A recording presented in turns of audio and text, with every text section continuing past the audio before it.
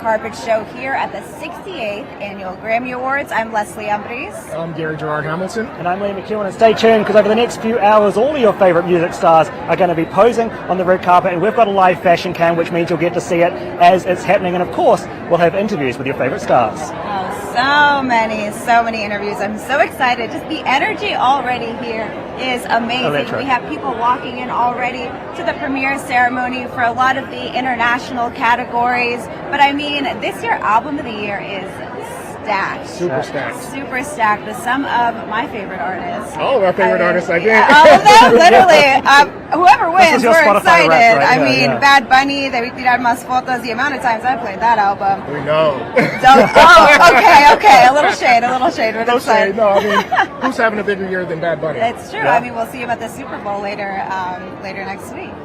But I mean, we also have Justin Bieber with his triumphant return. Yes, and of course headlining Coachella with the Swag album. I'm looking forward to seeing what this new era of Bieber looks like on stage, and of course performing tonight. So this will be a nice little tease of what we can expect from Coachella. Sabrina Carpenter obviously won Grammys last year and she's back. Clips, Pusha T and Mellis. Lady Gaga, I mean, that's the girl I'm rooting for. You were saying Bad Bunny was your number one. This album was my number one. There's also a gentleman you guys may have heard of, Kendrick Lamar. Oh, yeah. He's a Up and coming. Big year Up and coming. as well. No, just kidding. No, one of the things that I appreciate is all of this new blood that is in this category. Absolutely. Now, you may notice that there's no Beyonce this year. Yeah. There's no Taylor Swift. And in fact, this is the first time since 2003 that Beyonce, Adele, and Taylor are not nominated for the Grammys. So a lot of new blood is in the Grammys pool today in so many different categories. So I'm excited to see some of these new faces, and maybe faces that have made great music but haven't gotten a chance because of the dominance of a Beyonce and a Taylor Swift. Yeah, well, we're getting to see that beautiful variety. And I mean, Leon Thomas, we see him in Album of the Year, but we're also seeing him in Best New Artist, which is wild to be able to dominate in both of those categories. I mean, he is not up and coming. We know he has been around for so long. I think, Gary, you were mentioning earlier, a lot of us were first introduced to him with Victorious. Yeah. You know, Andre and his grandmother. So all of I know my son got into it late. He's 9. So he's like humming Mutt around the house. And I'm like, you know, that's Andre from Victorious, and his mind is blown. So yeah, he's been in entertainment for a while. He's like, wait, he could be in two places at once? There you go, exactly. Oh my God, but I mean also Olivia Dean, the amount of times that I played her album this year. It's so great. She's a breath of fresh air. Really? She is fabulous. Really tying into like that old school sound as well as making it very new. Liam's favorites as well with Cat's Eye. Yeah, the girls from Cat's Eye, they'll be stopping by later to chat, so stay tuned. They will be joining us for a conversation. The Marias, Addison Rae, Somber, Leon Thomas, Alex Warren and Lola Young. If you look at the diversity here in terms of the music, it's insane. Not one of these artists sounds like another. As you say, breath of fresh air, really nice to see. And of course there is going to be a medley. An 18-minute medley performance from all of the best new artists. Apparently it's going to be the biggest and most extravagant stage of the night, so we'll be looking forward to that when the show starts a little bit later. But a lot to do beforehand. I'll be sticking around for the first couple of hours. You guys might jump in every now and then I'll let my friends take over. But stick around. There'll be a little bit of a part 1, part 2 for you all. And as well, we'll be joined by Kiana Bonolo, who's a fashion designer and content creator who'll be able to give you guys an inside scoop at a lot of the detail in these fashions, along with Morgan Evans, a fashion analyst who will be joining us virtually. And she is going to be able to give us the nitty-gritty about some of these designers and the looks that they've pulled together. We have everything. We got it this all. This is a jam-packed show. We have everything that you want to know, everything that you want to see. You'll see it right here. Number 1 show for the red carpet. Stay tuned, guys.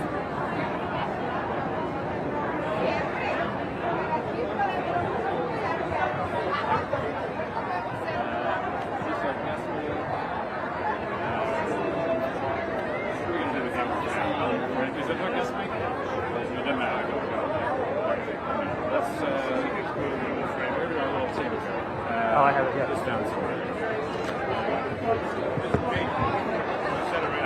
Bring up this mic. Yeah, don't start mixing up mics.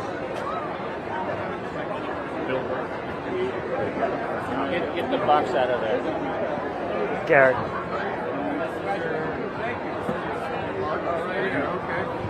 Hi. Hey, what's up, brother? Liam. Nice to meet you. How you doing, buddy? What's going on? Amazing. We have an interview for you now. First interview of the day, man. Thanks for joining us. You're setting the tone. I am setting the tone. Uh-oh, you guys are in trouble. Bill Burr, welcome are to the you? party, man. I'm so good, bro. How are you? I'm good. You like things like this? You know, they're fun to go with my wife. You know, she likes dressing up and stuff like that. But, you know, I'm a typical comedian. I kind of stick to myself. Yes. Unless I'm hanging with other comedians. So I'm trying to step out of that. And, you know, I like your brooch. Thanks, man. Well, I mean, look, when you're... My wife almost talked me into wearing one. Oh, why not? It didn't. It was just too busy, I guess. So they said no. But I love the. I just now when there's nights like this, I just whatever people say, I just go, all right. You just go with it. I just said all right. I love that. Take words of wisdom from the ladies. That's, like they said, you got too many buttons. I was like, I don't know about the alabaster chest, and they just go through us. I said, all right. Someone said that to me this morning too. But anyway, man, it's good to see you. You're gonna get trashed no matter what. It's the internet. Yes. You know, so you might as well help them out. It's the internet. Maybe some hater just woke up, haven't had their cup of coffee yet, you know, I'll show a little freckled chest to get them going. Always something to say. But look, I mean, nominated for but best never comedy something album. to do. Right. Well, look, man, best comedy album. I mean, I don't think one can expect when you're doing a comedy album or a special that you'd end up at the Grammys. No, it doesn't make sense because I can't sing. Right. So the loophole is that if you record your S jokes and put them on vinyl, you can end up here. But there is something funny to me that if I win one, I could, you know, Alicia Keys. Oh, I got a Grammy too. Yeah, you'll have a Grammy before. I can't even sing "Row, Row, Row Your Boat," but before a lot of I got some of your hardware. Well, talk to me about the special. I mean, you know, when you're cementing something like this, you're putting it out into the world. How do you know that a gag's good enough? How do you know that you found the fire that you want to let loose on? I just love that you called it a gag. What do you call it? A joke. A bit. A bit. Oh, okay, a bit. But I know I like gag. Yeah, I like gag. Well, yeah, I mean, if the crowd laughs, it seems like it's working. There's like a zillion different kinds of laughs. So, you know, sometimes something doesn't necessarily work, but then I have to decide, is it the way I'm saying it? Interesting. All the way to, hey, Bill, maybe it isn't funny. Maybe it's just you. Right. So, but a lot of times I find it's kind of the way, depending on what I'm talking about, can definitely be the way you say it and where you're saying it. Yes.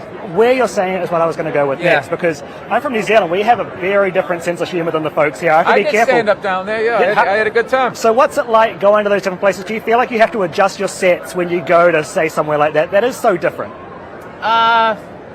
At first, you really get in your head, but the great thing about traveling around the world is you definitely see way more similarities than differences.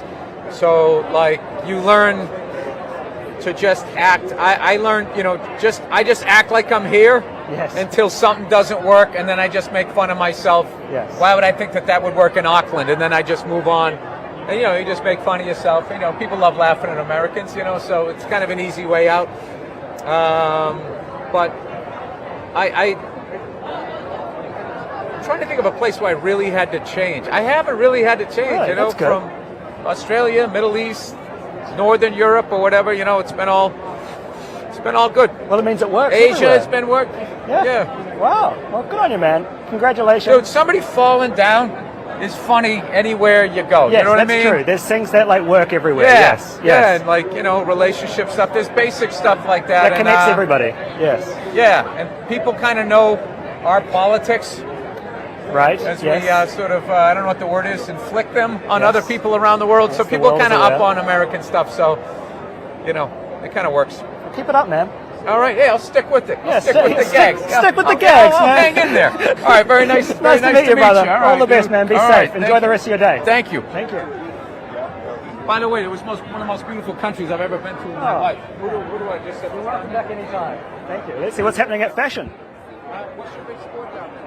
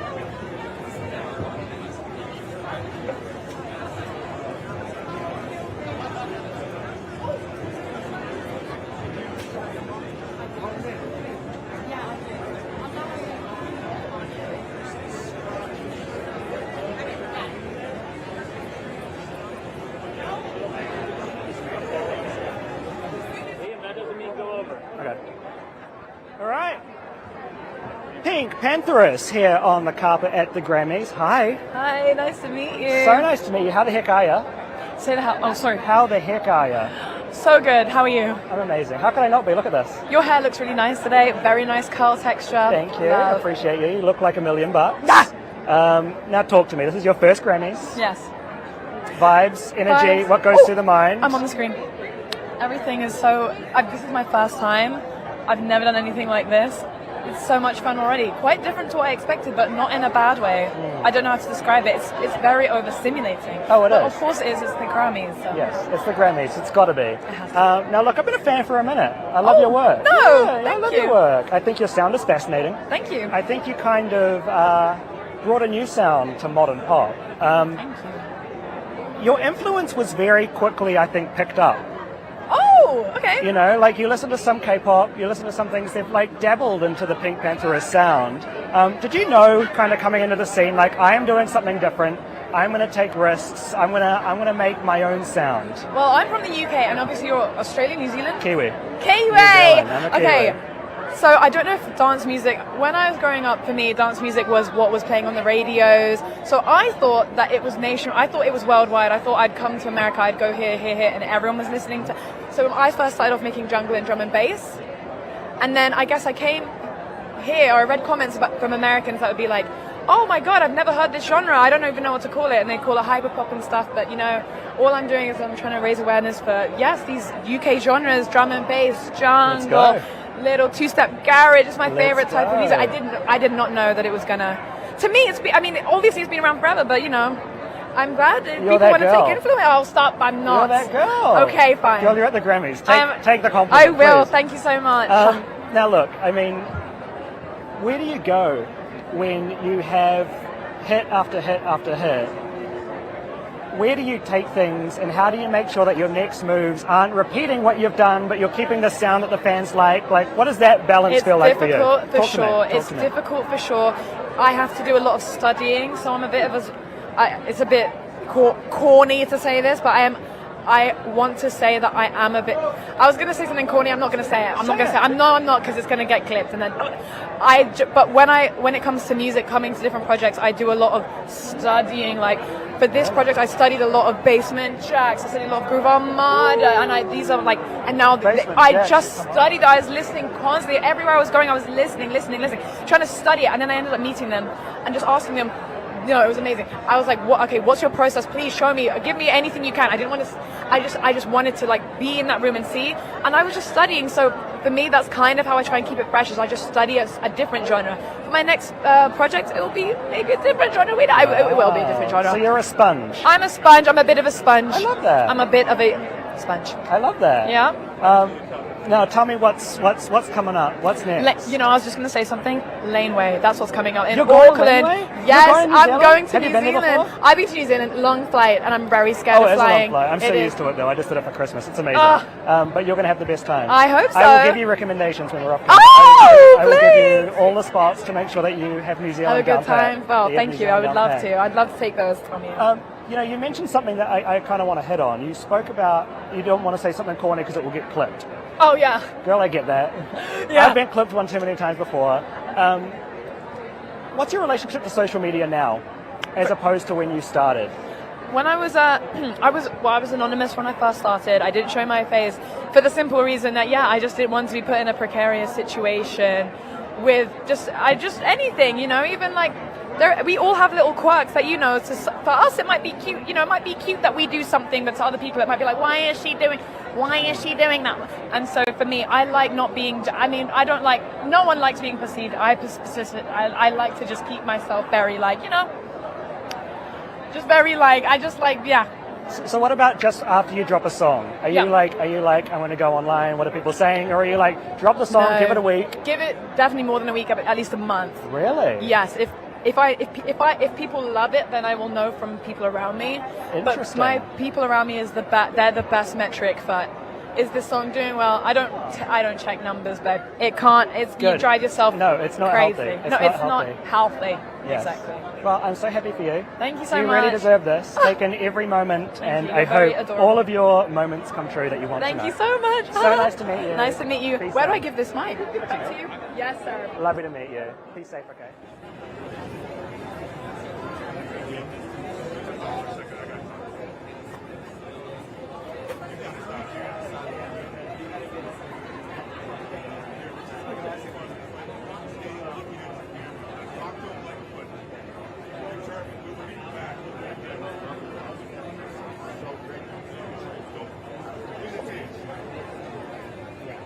Put a new mark.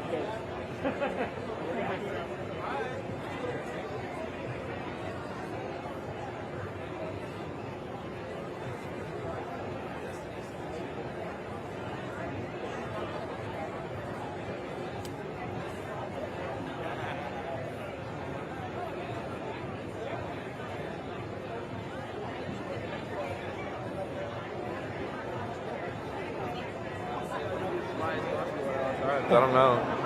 That's my goal. That's your goal. That's your goal. I mean, look, you've been in the music world for a minute now. At what point were you like, okay, I need to marry the visuals with the sound? Or was that something that from the get-go you knew you had to do? Honestly, my mom's over there. Your mom's She's behind here? me, and my mom's here. Aw. She's so fly, and I feel like she kind of instilled that in me, like to just like, I don't know, just dress to impress really every day. So I feel like I get it from her, and then the music, it just kind of, I don't know, they kind of come together naturally, I feel like. Yes. Yeah. Okay, then what about when you're in the studio? Right, you're letting loose in the stew. Yeah. You've got a hat on your hands. Are you thinking of the visual element while you're in the studio? Or is that something that comes afterwards? I think sometimes it depends. Okay. Some things I write and they're more visual than others, and sometimes it takes a minute. Mm-hmm. Yeah. How do you know that you've found the visual? Like, how do you know? Like, does it have to connect with you? Do you show it to friends? And then if you do show it to friends, how do you know that your friends are like the people that are going to have the answer?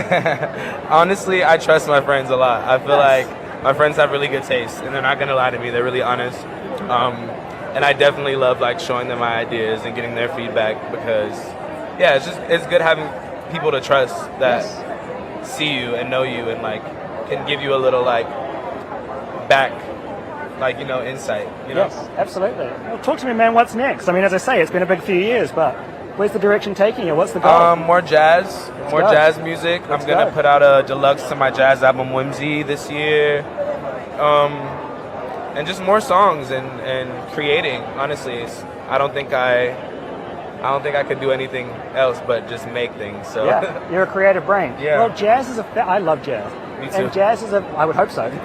Jazz is an interesting one because, you know, it's based originally on technical perfection and being perfect. But you kind of have to break rules. Exactly. So talk to me about finding that balance between, you know, being technically perfect, because I'm sure the jazz gods have something to say, but then also being you. Honestly, I feel like jazz is so off the cuff, which is why I called my album Whimsy, because that's kind of what being whimsical means, just like not linear, very off the cuff and unexpected. And I love that about jazz music, and I love like not knowing what's going on. I feel like a lot of music is like very like hook, bridge. Right. It's like jazz is like breaks and key changes and like all kind of stuff, and I feel like that's something I really admire and like within jazz music. So yeah, I feel like it's not linear, which is It's my not favorite linear. thing. Yeah. Well, keep doing you, man. Thank you so Because much. it's working. Yeah, it's working, I hope. Thank you. Nice to meet you, brother. Nice to meet Be you. safe, man. Thank you. Thank you. Appreciate you. Cheers. Let's see what's happening at fashion.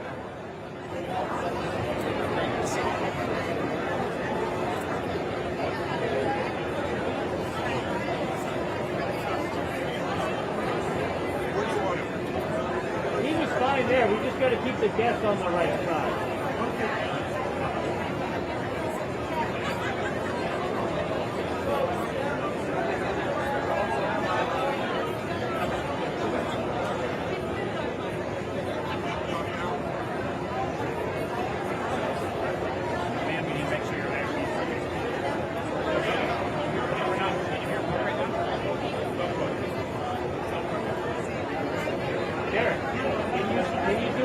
yellow one on the black tee. Black tea? Yeah. Right now, how about here? It's like Yeah, put them there, yeah. Because they're not staying there anyways. Take it there.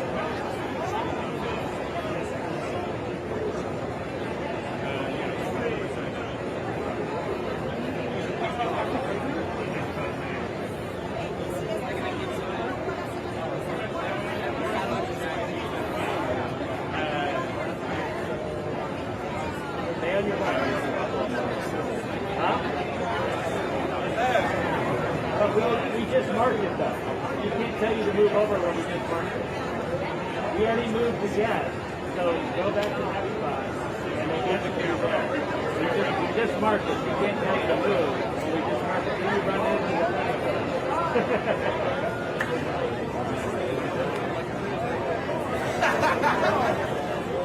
Let's become the fashion camera.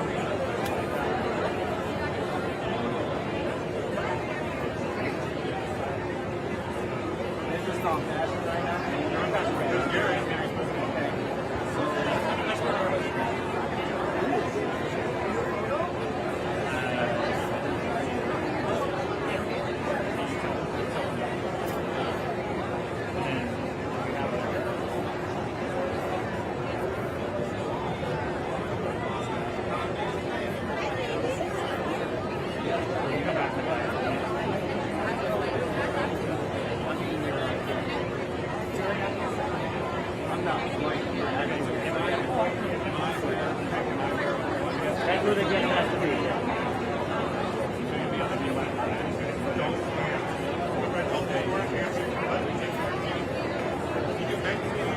Don't sway. Don't sway. Don't like. Don't want it. Back it up.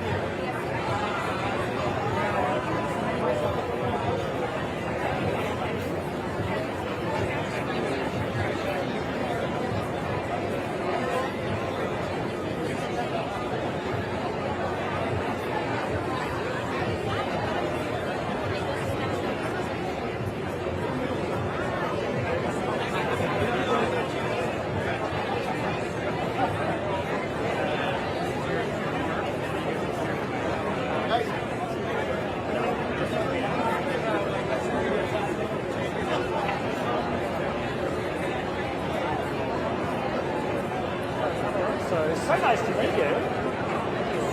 Thank you so much for joining us here on the AP live stream. I mean, congratulations, the nominee, Best Latin Rock Alternative. It's a big deal, guys. Yeah, see, we are so grateful. Oh, Yeah, nice, nice. I mean, think back to when you were young dreamers, Yes. right? When you just were watching this on television. Did you know that you would be here? Did you manifest it? Could you see yourself here? We always manifest good things, but until you are living it, you just don't believe it. What's your manifestation technique? Because I'm a manifester too. So I, in my ways, and I'll tell you what, every time I manifest something, it happens. So Okay. obviously it does for you too. How do you do that? What's your Okay. technique? Nowadays, we are more focused on feeling good, being grateful, be good with the other people. So now, this is our path to live. And work hard to live soft. Exactly, and let the work speak for itself as well, you know. Now, obviously, recently I saw that you had postponed your album and your tour. Yes. You know, that is really, I think, good that you guys did that for your own mental health. Yes, your we own need to take a well-being. little more time to like reset or Right. feeling good again, because we have a great year, and it wasn't just the right moment to release a new album and a new tour and everything. So. Right. Well, it's great that you did that, because a lot of artists, you know, that's go, go, go, and they don't necessarily look after your mental health. And I think at the end of the day, it's a good thing that you guys are doing this, because it will be reflected in the work when it finally happens. We wanna say thank you to our mentors and guide us in this new path. Exactly. Well, congratulations. Thank you. Take it all, and it was so nice to meet you both. Thank you very much. Thank you. All the best. Be safe. Thank you. Thank you so much. Thank you so much. Thank you so much. Up next, Amy Ellen. Amy Ellen. Great. Thank know you. her? Yeah. Okay. Should I bring her through? Do you need a beat? Or are you ready? I'm good. Thank you.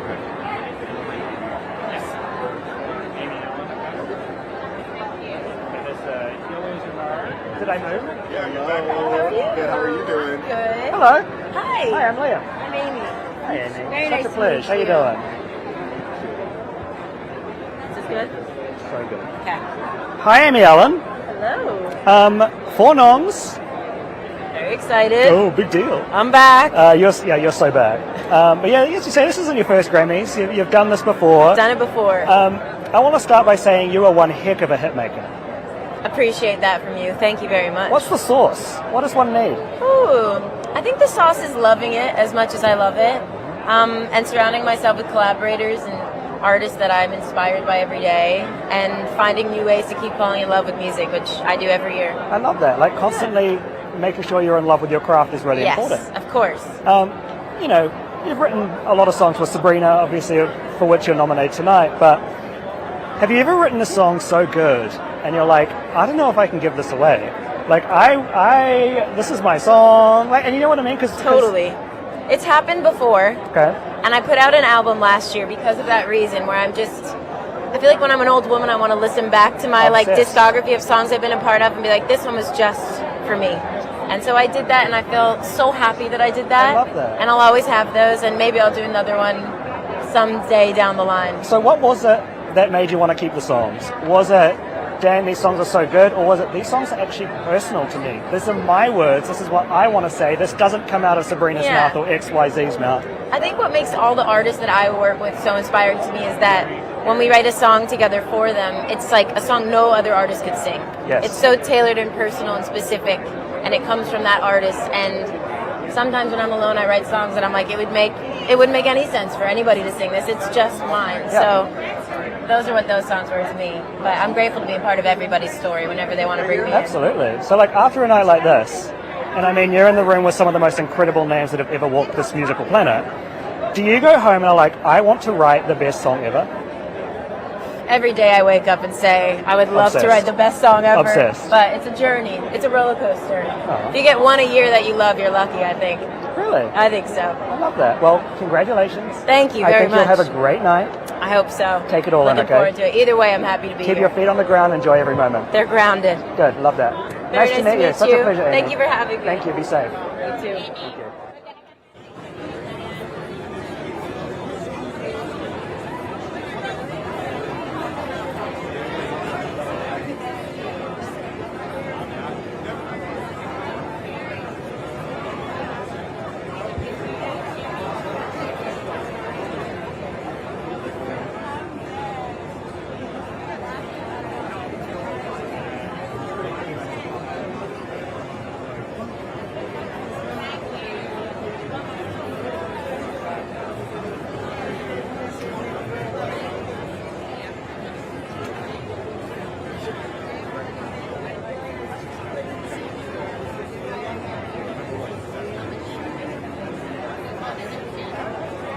I'm good. Thanks. Oh man, we have no stranger to the Grammys right now, Miss Diane Warren.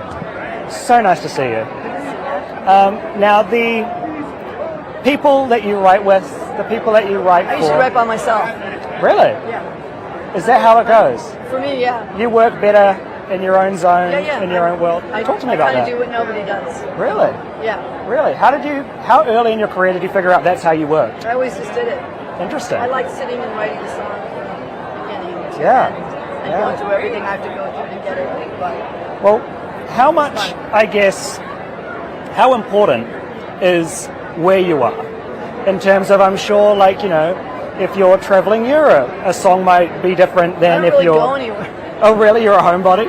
I just go to my office. I go to my studio or my office every day. Really? So, yeah, How important is that space to you? very important Tell me why. because I'm comfortable there.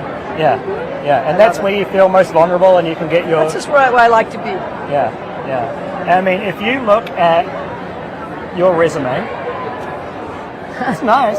It's pretty cool. Yeah, I mean, It's- it's cool that I think it's my 16th Grammy nomination it is, for the 16. movie, I like and my that you have to seven. remember Even more exciting for me, to be honest, is my 17th Academy Award nomination. Yeah.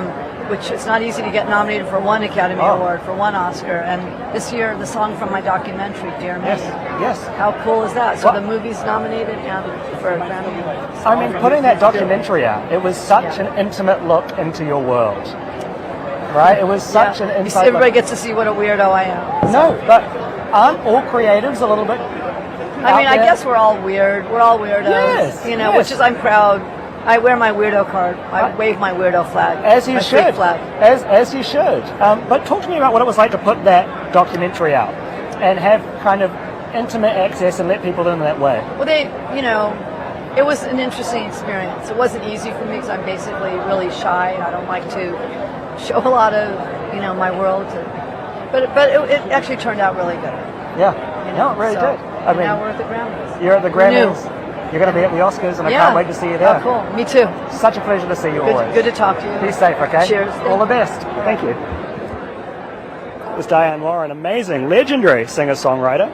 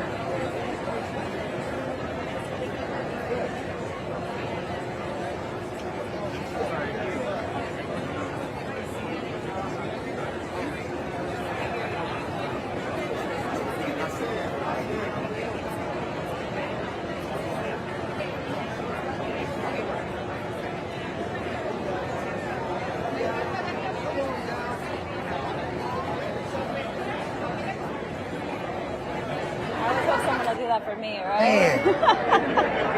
Oh my goodness. And I mean, we're here at the Grammys. Yes. I mean, you are no stranger to this award show. But talk to me just about the thing that I find so interesting is the way that you've been able, as a composer, as a producer, to really blend this world of R&B and jazz together. And we're seeing a rise of jazz right now, especially here in Los Angeles. How does that feel for you to see more artists kind of coming out in that forefront? It feels like a dream coming true, especially with the jazz being on the rise. All these wonderful young musicians coming into Los Angeles, growing up in Los Angeles.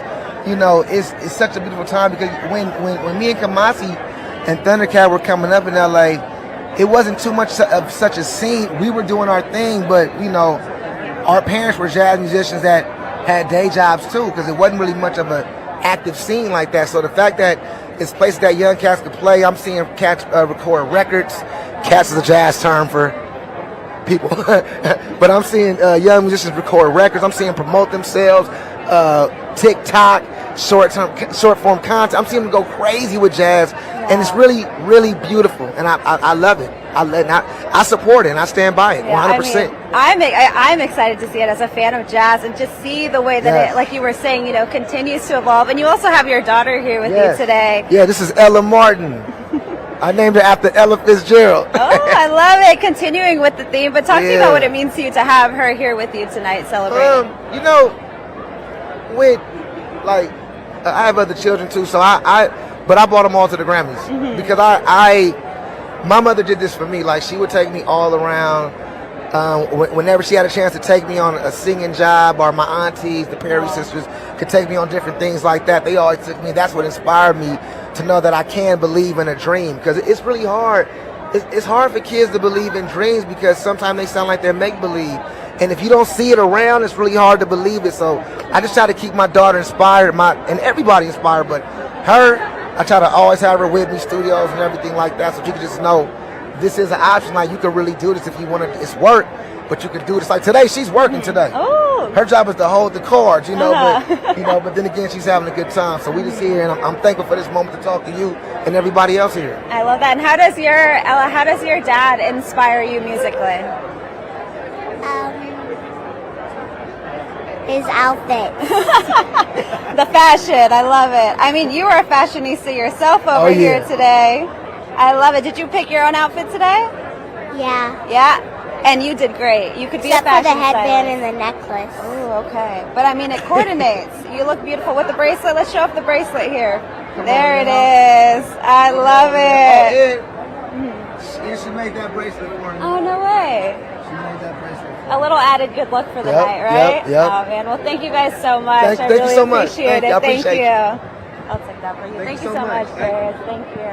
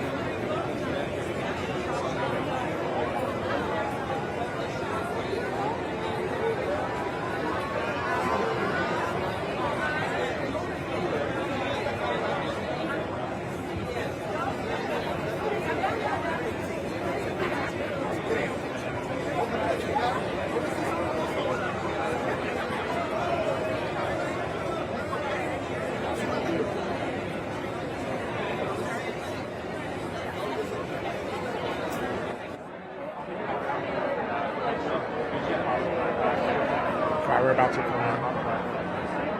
All right, Gary Gerard Hamilton here, and I have a special guest, Mr. Kenyon Dixon. Now, before we talk anything music, man, tell me about the fit, the gloves, the brown. I'm loving it, man. Yeah, man, just try to add a little R&B in there. Amiri got me right for this Grammys, man. So, you know, just a little personal flair also. So I'm feeling good. I'm feeling real R&B. Man, you have a couple of nominations today, including Best Progressive R&B Album. Yeah. Now, just talk about the response to the album when it first came out, because I felt like every R&B playlist that I was listening to, your name was popping up on it. Yeah, man, you know, it was an interesting album, collaborative effort with my brother Terrence Martin, and I think we both kind of stepped outside of our usual boxes, which I think is the intent of collaborating. You don't want to do anything you could usually do by yourself. And so when we went into this album, we really wanted to showcase our different experiences. We both grew up in the hood, grew up in church, grew up in entertainment. We wanted to find a way to put all of that into this album and really showcase also black creativity, black freedom, not being boxed in, being able to be everything at once, which is why we said come as you are. We are all of these things. We do play the jazz clubs, we do play the R&B clubs, we do the stadiums, we do, you know what I mean, we work with different artists. So it's we wanted to find a way to really just be ourselves and let the music lead. And so that was the intention with this album. And so the response, I'd say people got that immediately when they listened.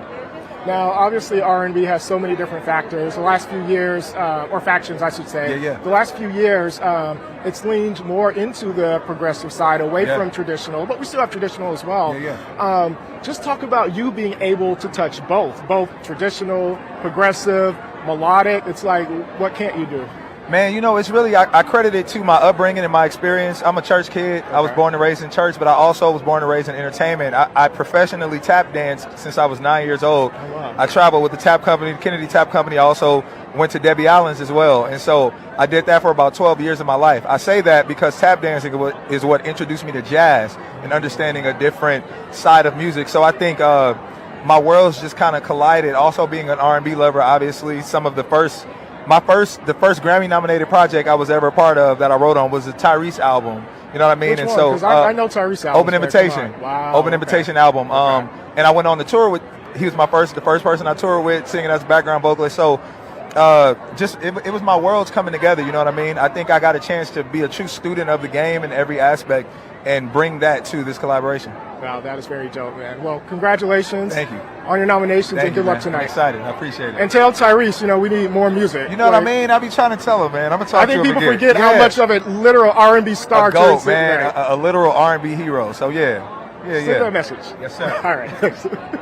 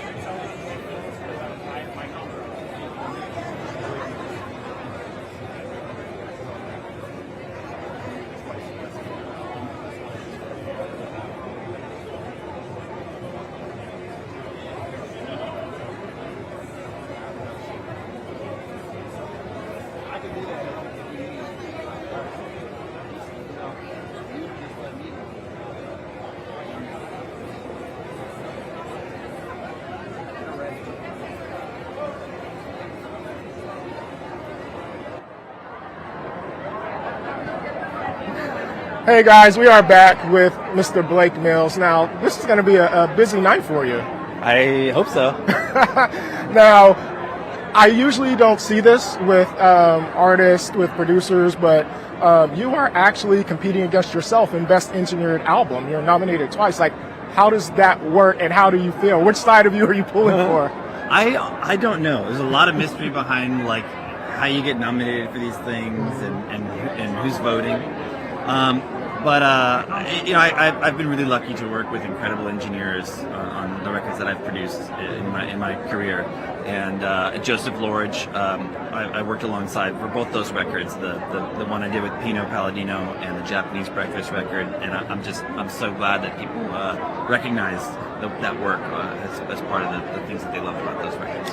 Well, one of the things that I think about music is that's super important is engineering, right? But it's one of those things that it's almost like people forget about it. It doesn't always get the respect that it's due. So can you just talk about what, like for the average fan, like why engineering is so important and why do people forget about it? Well, I think you're right. I think a lot of people listen to recorded music and there's a lot of mystery behind what is going on there and what they're hearing.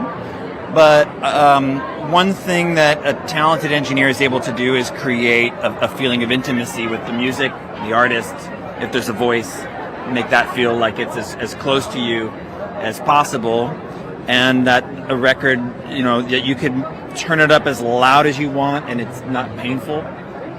Those two things I think it's like a technique of a painter, and like I said, my favorite engineers, that's a couple of the things that they're really skilled at doing, and hopefully it is sort of an invisible aspect of the record at the end of the day. One of the many unsung heroes in the music industry, engineers. Yeah, absolutely. Absolutely. Well, good luck tonight. Thank you. It's awesome talking to you. Thank you so much. We should do this again next year.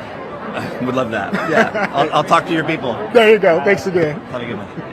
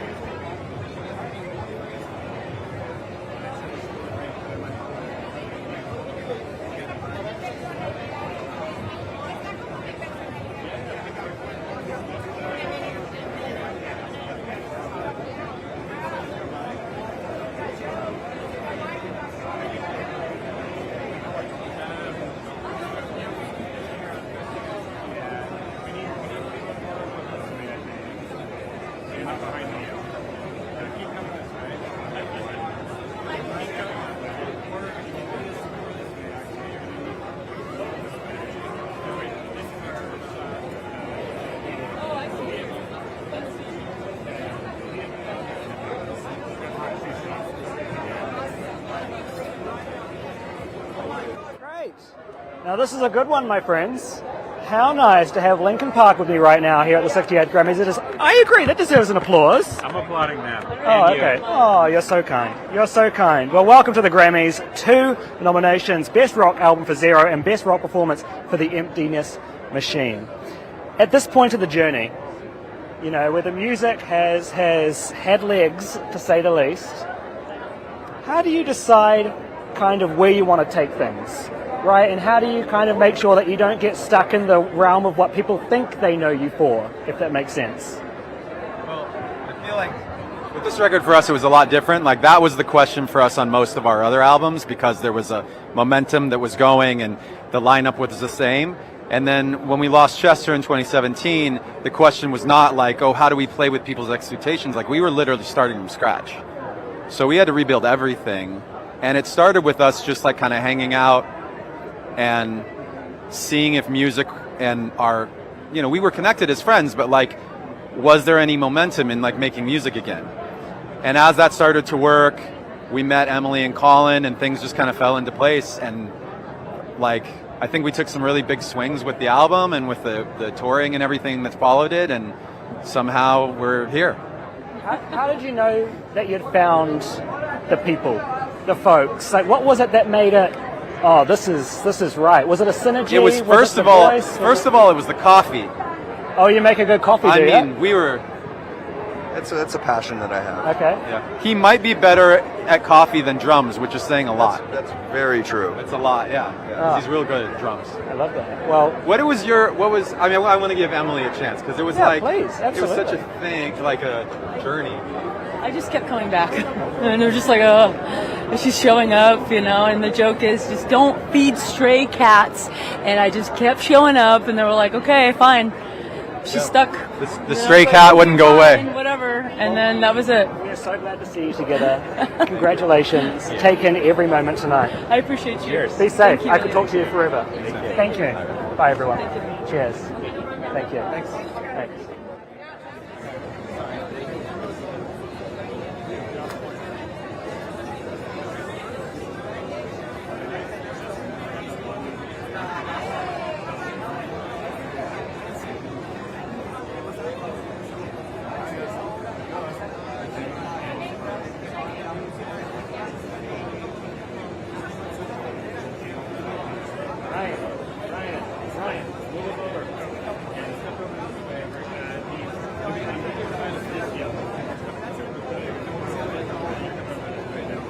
Very good. Good.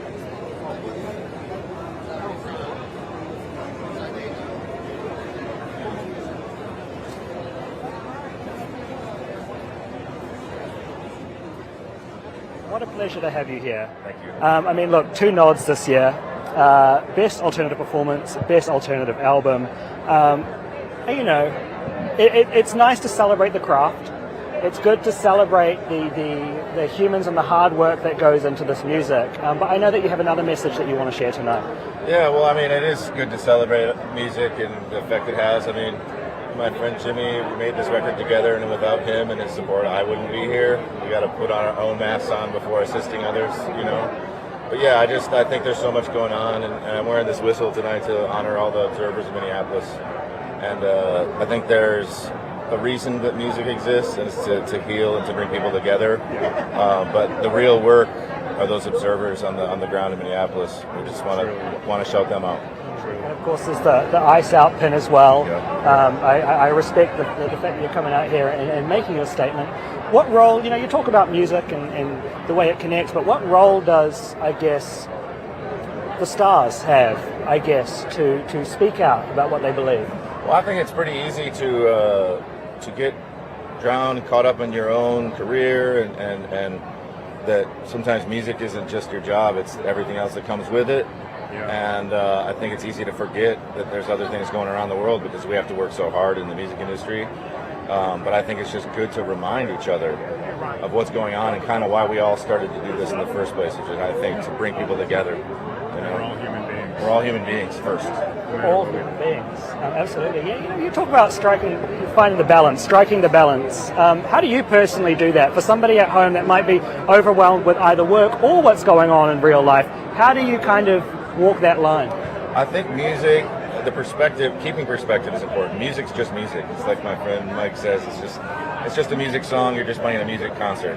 And I think it's easy to keep in perspective just because what you're doing is a gift to yourself. And you can get overwhelmed and work hard at that, but that's an artistic query. It's not necessarily a true query of survival. And so I think that part's easy. You know, not that I haven't suffered trying to figure out music, and we, you know, run into stumbling blocks all the time, but I think it's pretty easy to separate, you know, the real suffering and the where things are in this country. Yes, I think we're all guilty of kind of being in our own little worlds a little bit. Yeah.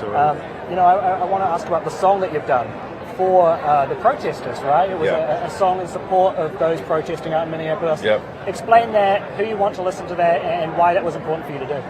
Well, sometimes I don't know what to do. We're doing our own fair share of behind the scenes thing. I don't think it's about being seen doing things. I think it's about just doing things. But I thought about our song Naeem from a few years ago, and we had a live version of it, and I just thought, this song actually speaks to a little bit of this. And I'm not trying to inject myself into anything, but I feel like it's important. I think the song could give some people some strength in a much needed time when I know a lot of people are tired and working very hard to protect people in the community. So I just wanted to share that, and maybe it soothes people, comforts people, or inspires them or to keep going. Big respect. Yeah, to you appreciate both. it. Thank you very much. Thank you. Thank you very All much. the best. Appreciate it. Thank you.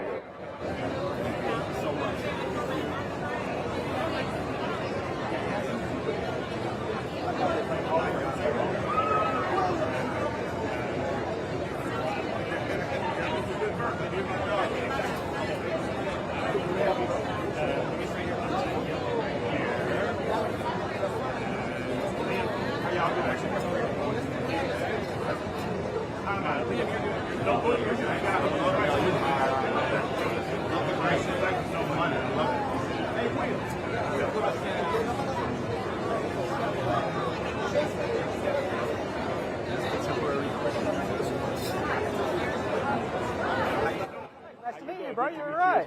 What a pleasure, man. Is that thing heavy? Yeah, it's a kilo, and this is half kilo. It's heavy as shit. Yeah, I was gonna say. But it looks cool, and that's what matters. Dude, that looks. Like Pimp C said, TV ain't got no tempers. It looks amazing. It looks amazing. Killer Mike, man, you might have some more gold at the end of the night because. Yeah, I hope. You hope. Well, let's manifest for you, man. You've got a knob with T.I. Huh?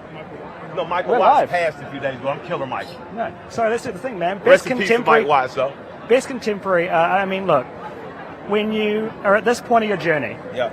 you have done it. Yeah, yeah. You have done the thing. Yeah. You know.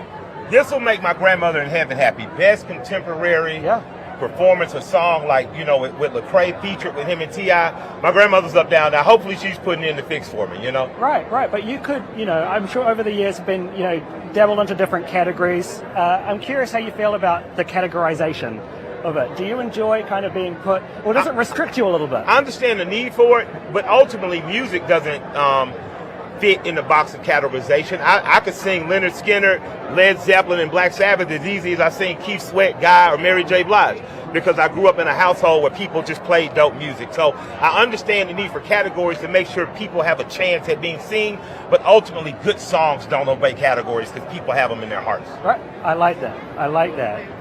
Now, of course, you have a podcast, is that right? I have a podcast called Conversate. Man. People argue if that's a real word, so I bring people on, man, just to kind of talk. Yeah, to conversate. Conversate. That's what we're doing right now. Come see us, man. Come hang out. Wait, so tell me a little bit about it. What made you want to start that, and what have you learned about the heart of people from having different people on that show? I like conversating with people. Teddy Swims just came through and conversated with me. Sleepy Brown and Ray Murray from Organized Noise. Big Boys came through and conversated with me. I just like talking to people. I find that where people who are not alike, if you don't look alike, believe the same things, you can sit down and have conversations that grow both people. So Conversate is based around that. And I can disagree with somebody and still be cool with them at the end. Right.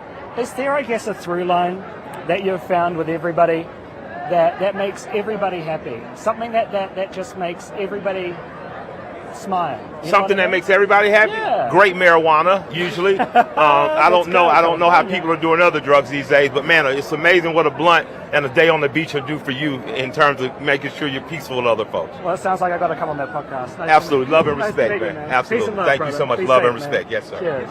Did we do good, guys?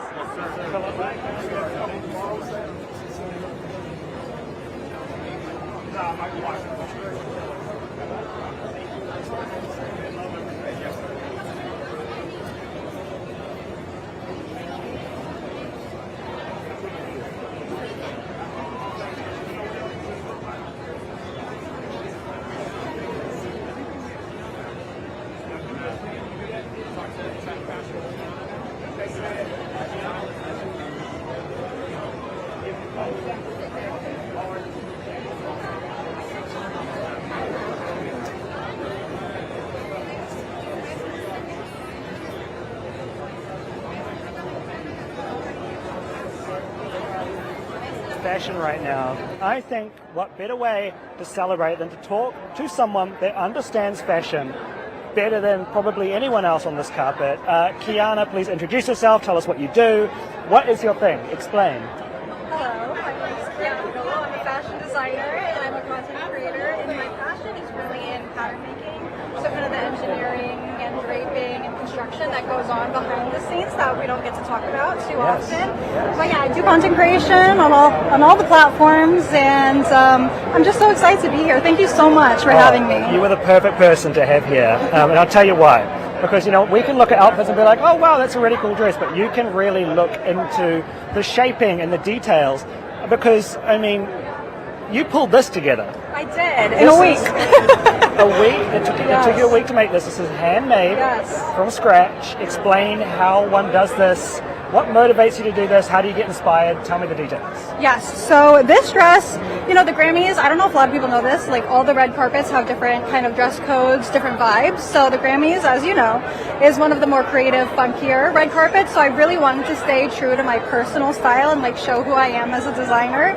So I have this corset top that's kind of loosely inspired by an Elizabethan era stay with its construction. So if you're a construction nerd, I have almost like 40 pieces of boning in here. Boning is like thin metal or plastic rods that you sew into the garment to give it a lot of structure. So it's kind of actually pretty hard. So very comfy. But so I have a lot of that. I have denim, 2 layers of denim in here under the tweed. Yes. Wow. So it just helps give it that rigid structure. The little sequin moment. The sequins are very also big right now on the red carpet. Obsessed. I keep seeing them. It's nice. We're all wearing a little bit of sparkles here at the Grammys today. I feel like when I wear sparkles, I feel sparkly and I radiate sparkles. Yeah, so you're doing amazing right now with your sparkles. I love your brooch, by the way. Of course. Come on, let's go. You got a sparkle. Talk to me. What do you think is going to happen this year? I mean, you obviously keep an eye on fashion. Where are the trends going? What colors are people wearing? What shapes are people wearing? Talk to me. Well, color is huge. Just in general this year, maximalism is in. Maximalism, so brighter colors. Of course, we're going to see a lot of jewel tones, like we usually see on red carpets, but colors this year are definitely getting brighter, more saturated. So you're going to see a lot of those bright colors today, especially yellow. Yellow is having its moment. We saw a lot of yellow at the Golden Globes. That's true. So we're going to see a lot tonight. Yellow is an interesting one. Because, like, man, to pull off yellow, you have to make sure that it complements your skin tone. It does not complement mine. No, I look so bad in yellow or, like, green. I look fine in red, but that's why I'm like, you know, I'm just going to do black with a little bit embellishments. Yes. But I love what you do. I think it is so cool. I'm fascinated by the shaping and the way you do that. How did you make this, like, kind of pop out a little bit? Like, what's the secret there? This is actually 2 fully separate skirts. Okay. So, this is a mini skirt and this is a big skirt. It has a bunch of layers of tulle underneath, otherwise it wouldn't give the structure. Yes. And then the choice with the fabric is really important. If you want that puff, you need to go for a fabric that's like lighter weight, a crisper hand. So this is called Dupioni. A lot of fabric that you'll see that's voluminous on the red carpet is more of a taffeta. And those are just fabrics that you would choose if you want to get this kind of puffed shape. Well, I am so obsessed. It is so nice to see you, Kiana. It is all go on the red carpet. We are so proud that you could be here with us today. We will catch up with you very soon. Yes, I'm so excited to be here. Thank you.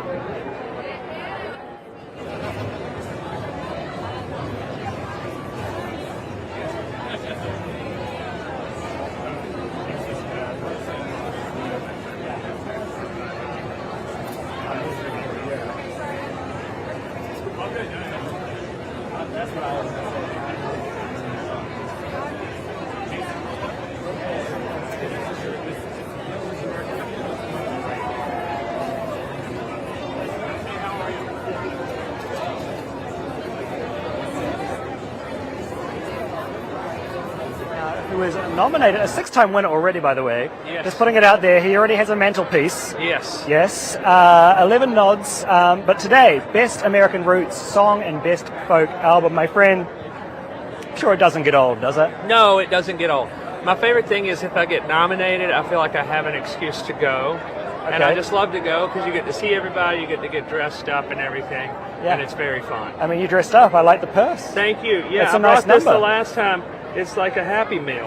It is. Like a yes. McDonald's Happy Meal. Yeah, it really is, but it's But it's YSL. good because I can carry all my stuff and my girlfriend's stuff. I was going to say, a nice little man bag to put your accessories It's and your important. your Yeah, little it's important. things. Well, man, talk to me. I mean, you know, I see six awards before is a pretty big deal. Yeah. You don't create for accolades, obviously. You don't. Yes, I do. Oh, you do? Okay, Yeah. all right. Okay. I'm just doing it for money and awards. Money, awards, and women. Yeah. But no, talk to me about, I guess, when you do take home the gold. How do you not get into the mindset of that worked, do it again? That's tough. Yeah, you're right. That's tough. I think that's tough for a lot of artists. You know, I mean, I'm 47 today. So Today's your birthday? Today is my birthday. Happy birthday, sir. Thank you. Hey, Thank what a you way to so celebrate much. your birthday. I know, and I share it with a lot of wonderful people. Big Boy from Outkast and Harry Styles and Mike Campbell and yeah, just a lot of cool people. It's a perfect birthday. But yeah, I think for any creative person, you know, when something works, it's really hard to fight the urge to become, you know, sort of an impersonation of yourself. Right. It really is. But what I try to do is just not think too much about that and continue to write songs that I would want to hear and say things that I want to say and then let the rest of it sort itself out. So you're writing for yourself, or are you thinking of the listener at home? Are you envisioning them I at like all? the intelligent stranger concept. I like to think of one particular person who sort of represents my audience in my head. And that has helped me because then you don't get too overwhelmed by, you know, trying to please everybody. And also, like, I find that the more specific you are, the deeper the connection can be. It might not be as wide, it might not apply to as many people, but I feel like I don't have any, like, casual fans. It's either people don't listen to my music at all, or they love you. it's very serious to them. Really? And and I prefer that. I think that's more important just to me. Well, does that allow you then to kind of create a relationship with the audience, Yes, right? You see the yeah. same people, you are talking to the same people, you kind of know what they resonate with. Yeah. I guess, how do you know if something that you're saying is going to resonate? Do you have a feeling? Well, at this point in my career, I've tested it enough to kind of know what's going to work. You've been and around the what's block a few not. times, yes. Yeah. Yes. But you know, sometimes you want to hit them with something that's not going to work that well, even if you know it's not going to. Just because there's so many different reasons to make art, and there's so many different things that you can do with the work itself, you know.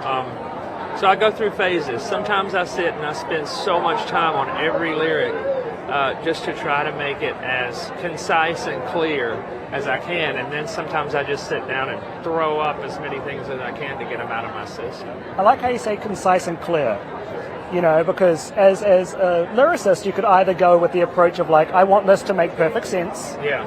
or you could go with the, I want this to sound good. Yes. How do you strike that balance of making sense? That's a good but also- question. That's a really good question. I know that a lot of like a lot of the people who write opera, you know, they'll study language patterns and you know, for the libretto of an opera, they'll look at what sounds beautiful and what sings well from a vocal standpoint. And I don't really go that far with it, but you know, there's just certain things that sound good and don't. I'll err on the side of lyrical concision before I'll err on the side of vocal, you know, sounds. Yeah. But if you're going to do that, if you're going to be vague and write stuff that sounds beautiful, you've got to be really, really good at it. That's dangerous. Like, you got to be like Bon Iver or something, you know, because if you try it with just nonsense, I think that's probably why Sigur Rós works so well when they're doing, you know, no language at all, when they're just making vocal sounds.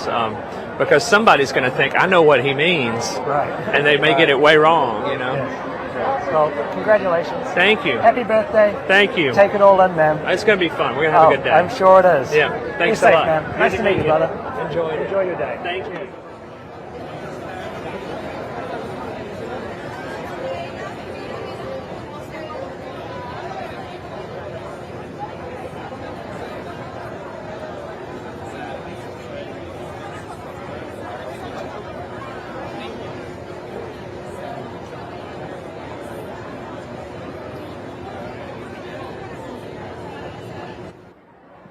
Oh yeah, sorry, that's a lot. I'm tripping. Make a moment. Yeah. We have Margot Price here, who has the most incredibly sized dress I've ever seen. We've got to create like a barrier here so that nobody steps on this amazing ensemble. Thank you. Look, congrats, 2 nods tonight. That's a big deal. Margot Price, Best Traditional Country, Best Country Duo Group for Love Me Like You Used To. I mean, look, at this point, your fans love you. You know kind of what they enjoy, what connects. But are you ever thinking outside of your current audience base? Are you sometimes thinking, I want to venture out a little bit and see if I can experiment and catch some new fish? Like, what's the vibe there? Absolutely. I have made psychedelic rock records. I love soul music. I've experimented with so many different types of music, and while I feel like sometimes, my music may be niche and I do want to connect to everybody. I feel like there's a lot of people who still don't know me, so I'm trying to spread the word. I stand for the queer community and and everybody. Well, thank you for standing up for people. Thank you. Happy to do it. Your fans appreciate it. You talk about the different things that you can experiment with, right? What do you feel about, I guess, categorization?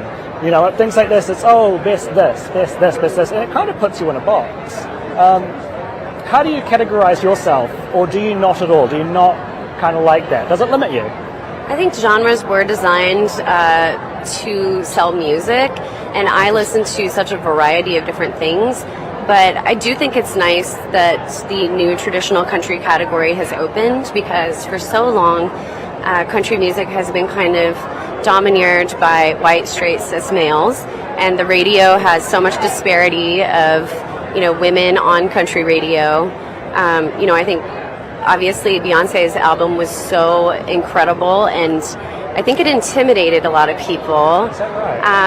Which, I think that record was incredible. It had Rhiannon Giddens, Brittany Spencer, so many wonderful people, and this category has been, I think, 5 years in the making. So I think hopefully it just opens up more space for everybody. Yeah, no, absolutely. I find it interesting how you kind of say, country radio kind of does have a sound, right? Was that one of your intentions to come out and be like, I'm gonna ruffle the feathers, I'm gonna get in there, I'm gonna join the boys' party? I mean, I want to break it up. I think that we need more variety in country music, and there's all of the country music that I love, especially from the 60s and 70s. Folks like Chris Christopherson, Odetta. Obviously, country music owes so much to the blues and folk as well.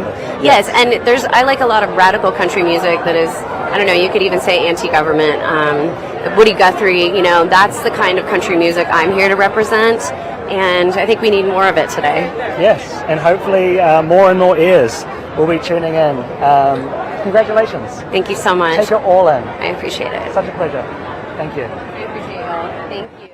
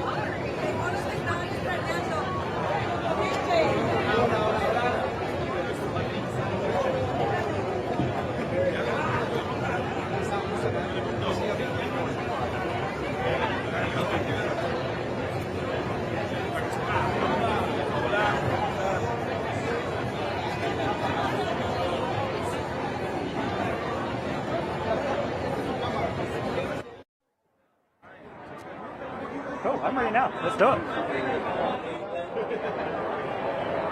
All right, take a look. We've been looking at fashion, quite a diverse range of looks. Obviously, we had Kiana in earlier talking about the colors that she thinks we're going to be seeing a lot of tonight. But we actually have a fashion expert, Morgan, who is joining us virtually right now. Hi, Morgan. Hi, Liam. How are you?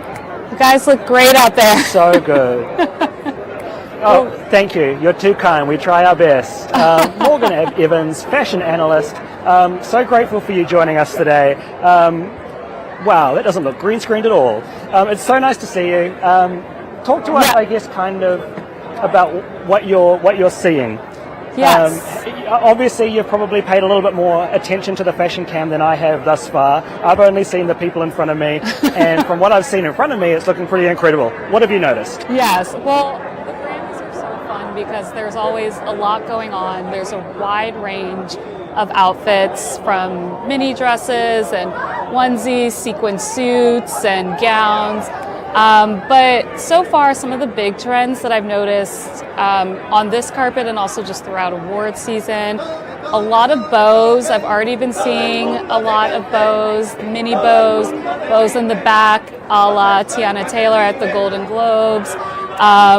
Then also black and white color blocking, which also Leslie's doing really well actually in her black and white color block dress. Brooches are really big, not just for men but for women as well. You're rocking the trend right with the brooch right now, so that's also great to see. Yes, and then of course a little bit what you guys were talking about earlier. I do think we are going to see color tonight. Yellow is really trending, from Emma Stone and Chase Infinity at the Golden Globes and at the Critics' Choice. I do think yellow, also blue, and also chartreuse and like different variations of green have been really popular. So I definitely want to see some more of that, but definitely seeing a lot of black and white right now, which is pretty classic. And then obviously given the current political climate, we're seeing a lot of ice out pens, and even though I haven't seen her on the carpet yet, I do know that Becky G attended a pre-Grammys party with a very creative ice out manicure. So I think there will be definitely very creative ways that people will be, taking a stand tonight and bringing that out in their fashion. Yeah, and of course you mentioned the globes, and it's interesting how quickly fashion trends can catch on. The globes are a little bit more, you button up, but the Grammys are a little bit more chill, right? Talk to me, I guess, kind of like what the vibe of the Grammys is. It's a little bit more like, you can let your hair down. Yeah, you can definitely let your hair down. You can do pretty much anything you want on this carpet, which is why I think everybody loves it. I mean, sure, I think Lady Gaga is actually a great example of the range, because you could get her showing up in an egg, like in 2011. Timeless. Yes. I mean, you can get some art or you can get some glam, depending on maybe you're a best new artist and, you want to show up to win. But I think that's why the Grammys are so fun. I'm definitely, speaking of Gaga, I'm very much looking forward to see what she's going to wear tonight as a nominee and also a performer. So exciting. But yeah, there's definitely a lot of fun rock and roll, a lot of unpredictability, just people kind of letting loose, and that's why this carpet's so exciting. Well, thank you so much. Appreciate it. We'll check in with you as the evening goes on, as we see those big stars. But yes, you mentioned Gaga. That is definitely who I am excited to see walk on this carpet. Hopefully the dress isn't too extreme that she doesn't want to stop to chat, because I'm manifesting that one for us today. Anyway, thank you so much. Appreciate you joining us. See you soon. All right, we are sticking on the carpet. Hello, Miss Rita. I'm so good. This is one of those things where it's just like you're doing one thing, and then you turn and it's Rita Wilson. It's like, hi. It's like, hey, how you doing? I'm good. How are you? Oh. I heard you mention Lady Gaga. Oh, I'm obsessed. I love her. Obsessed. One of the things that I love, like I got to be mentioned once in the same sentence with Lady Gaga, because she and I were voted in the top 10 worst dressed list of Time magazine one year. She had her meat dress, and I had a dress that I really liked, but I think it was my stripper shoes that people took objection to. But I was like, it's really hard to get on the top 10 list of anything, so I'm down with it. No, Miss Wilson, I'll tell you what. The fact that you're on the same list as Lady Gaga in her meat Exactly. dress Same breath. is a Lady big Gaga, deal. Rita Wilson, same sentence. I'm down. In the meat dress. That's a pop culture moment. It is. Well, anyway, so lovely to see you. Thank you. What an interesting, fascinating journey you've had, and it continues with new music. It does. What does Rita Wilson sound like in 2026? Okay, I love that that's actually great because the single is called Sound of a Woman. Is that right? Comes out in 5 days. Wow. And it was inspired by this Michelangelo quote, the whole album was, because they asked Michelangelo, the famous sculptor, how do you make these incredible, beautiful statues out of these chunks of marble, massive chunks of marble, right? A great question for Michelangelo. Right. And he said, well, I see the angel in the marble and I carve until I set him free.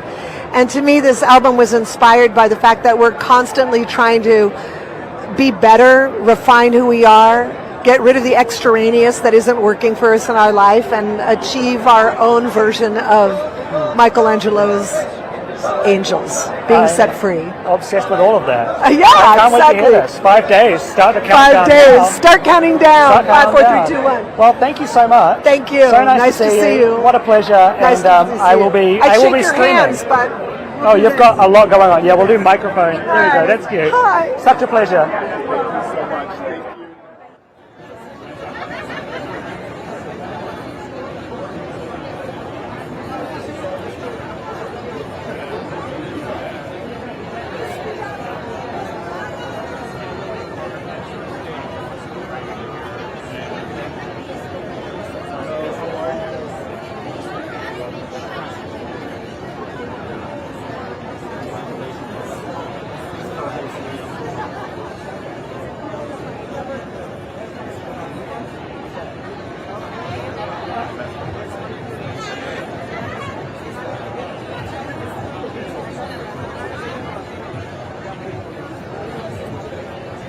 Have Flo on the carpet with their first ever Grammy nod. Wow. Yeah. Did that clock to you when I said that? Because I feel like just looking at you, I can feel just you worked for this moment, you're here. We did. I think that's the biggest thing is how much work we've put in and how passionate we've been for 6 years. And it doesn't sound like the longest time, but we're only young. It feels like just yesterday we were saying 4 years. Now it's 6 years, and I think it's long. Yeah. It's been long enough. Yeah. I mean, best progressive R&B. You mentioned the time. Does it feel like 6 years? Does it feel like you've been doing it for this long?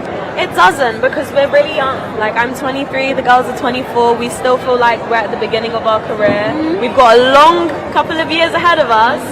So it's still early days. Still fresh. Yeah. Oh, you're so fresh. Well, no, you say long couple of years ahead, and I love that. I love the way you're thinking forward. Of course. You manifestors. Yes. I get we that. Manifested this. I get that. I get that energy. Okay, I get that energy. So because you don't tell people your manifestations, you have to keep that in here. But how do you do it? What is your technique for those watching at home? Because I have manifestation techniques as well. We can trade. Well, I pray. I pray. That's what I do. But I believe. I believe, and you have to believe that you can do it. I think everything that we've done, we've known that we can achieve it, and we have. Yes. For me, it's saying I pick maybe 4 lines of positive things, especially when it comes to performing live, and I just recite them to myself.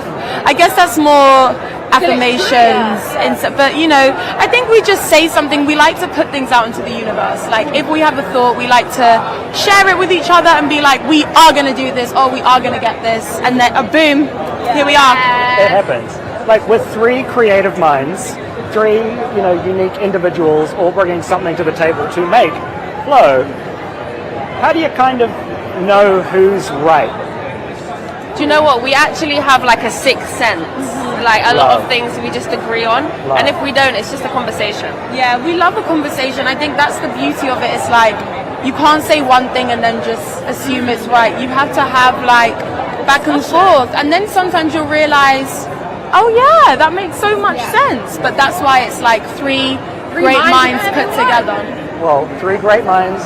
So nice to meet you. Lovely Take to meet in you the first of many Grammy evenings. Thank you. And be safe, okay? Thank you. Such a pleasure, ladies. Thank you. Bye. And thank you, translator. Appreciate it.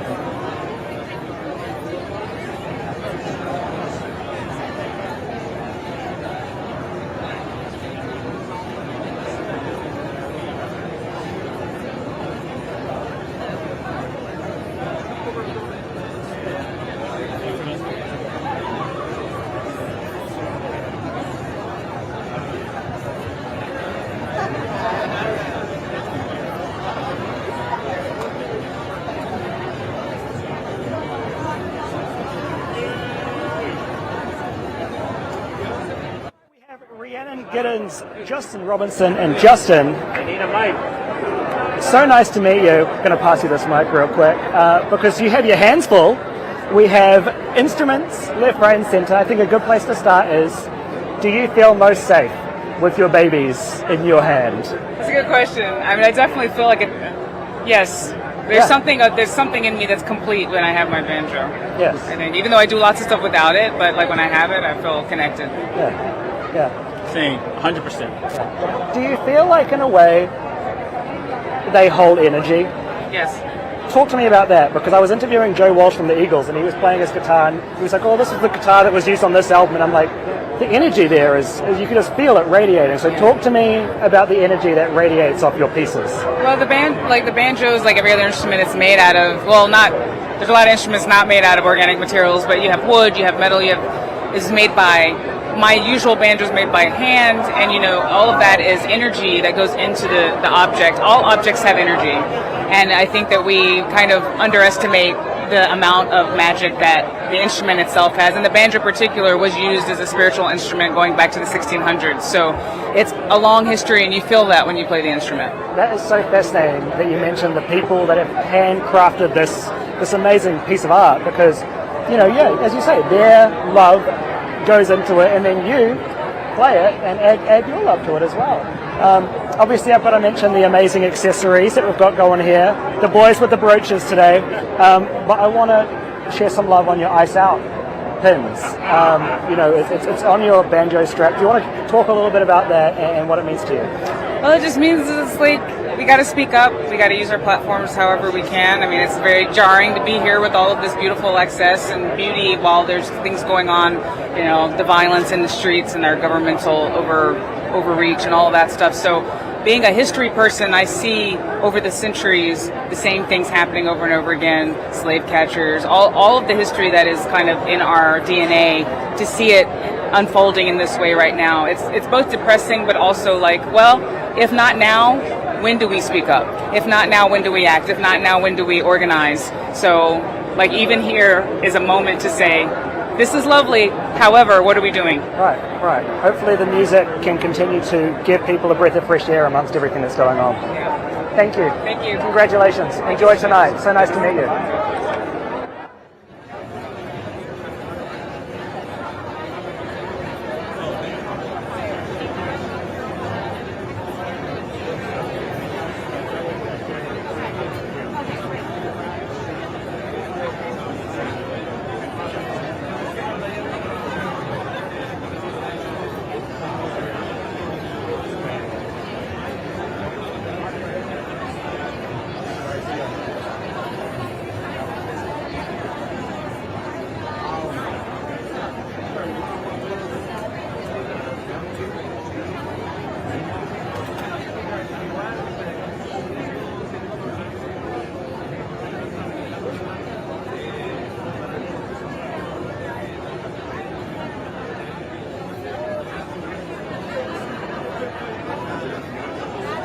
In the best way possible. We're not starting yet. We're just chatting. You'll see. Oh, but now we're up and now we're live. Fans can see us. But talk to me first off before we begin about the fashion, about the look today, and all coordinating in this monochromatic red. We got one-on-one, custom fits. The flyers. I love it. The flyers in the room.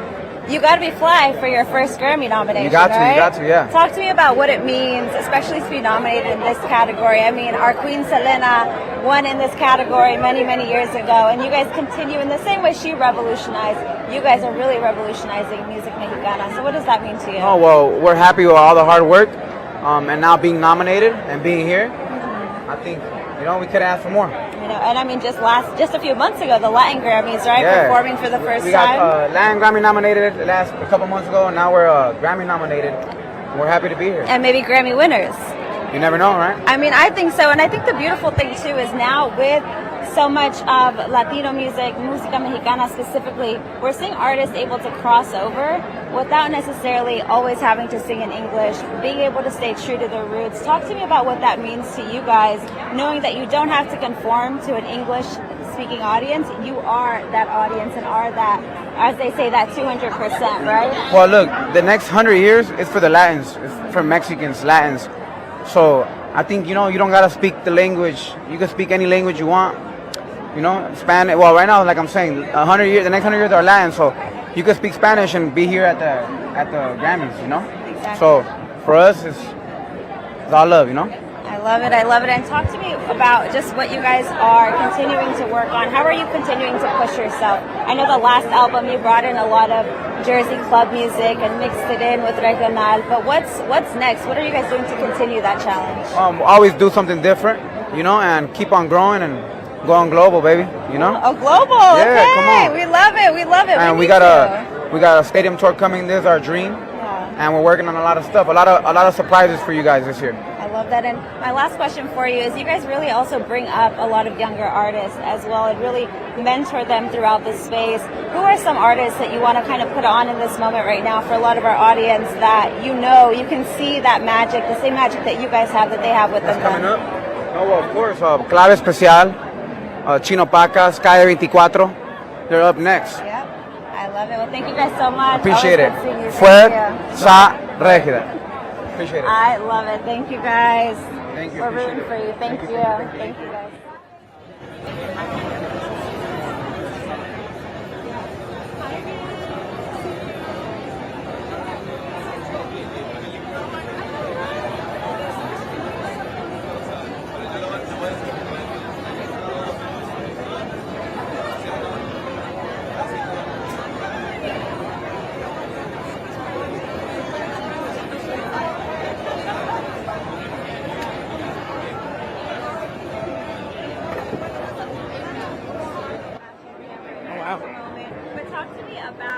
Fashion today and the message you wanted to promote, as well as the pin that you have on. Well, this is a custom dress by a LA-based designer named Giovanna Lewis. The jewelry is Alexis Bitar, the earrings are Chanel, and the shoes are Louboutin. And I guess with this message, I wanted to sort of stand in solidarity. I know that this is only the least that we can do at this time. I feel like growing up, I heard about different crises, but I never had the chance to engage with them because I was young. But now as an adult, I feel compelled and honestly responsible as a fellow human to, at the bare minimum, share and speak out against the violence that has happened, as being inflicted upon people by the government. And hopefully, we've already seen what a difference it can make when people stand together with protesting and with donations, donating to mutual aid, donating to actual families who are experiencing those kinds of things. I had people close to me, going through the detaining of their families, even though they're legally here in the States. Sorry to ramble, but I think it's important. And I finally, want to be able to take a strong stand as an adult, as an able-bodied human who is, at the bare minimum can use my voice to speak out, Yeah, no, I think that's beautiful. And I think it's something that we see consistent with jazz, right? Jazz musicians use, specifically within the genre, use their art to speak out about social issues, to speak about environmental issues as well. What do you think it is about this specific genre that really opens up that space versus some others where maybe it might feel like a bit of a step out of their comfort zone? I think that jazz has always been seen as maybe direct to the people,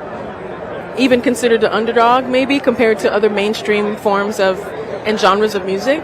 And so I think as a result, I have to thank the people like Nina Simone and Abby Lincoln and Max Roach who have created the space for us to reflect the times even when it's not easy. Like now, it's easy for us to just, speak out on a certain thing and not receive the same repercussions that they did during that time, during the 60s, during the 50s. So, I don't know, I'm grateful for the shoulders that I not only stand on, but the trailblazers that have come before me and allowed me to use my music and use my voice as a way to connect with people in more ways than one. I love that. It's so you are amazing. And I mean, the last time that we spoke to you, we were in the studio getting ready to see what those nominations were going to look like, and you are here again, nominated for this very beautiful album that really pushed you out of your comfort zone. What did it mean to you to receive that nomination and have that added validation from the recording you had?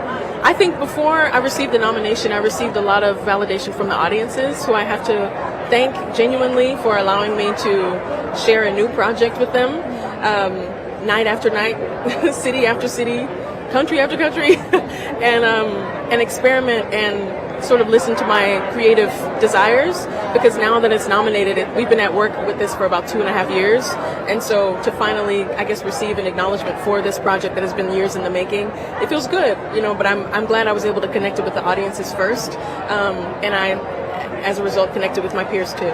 Oh, amazing. It's always good to see you. We're going to continue the tradition next year again. I'll see you then. Thank you so much, love. I'll take that from you. Thank you. Enjoy your night tonight.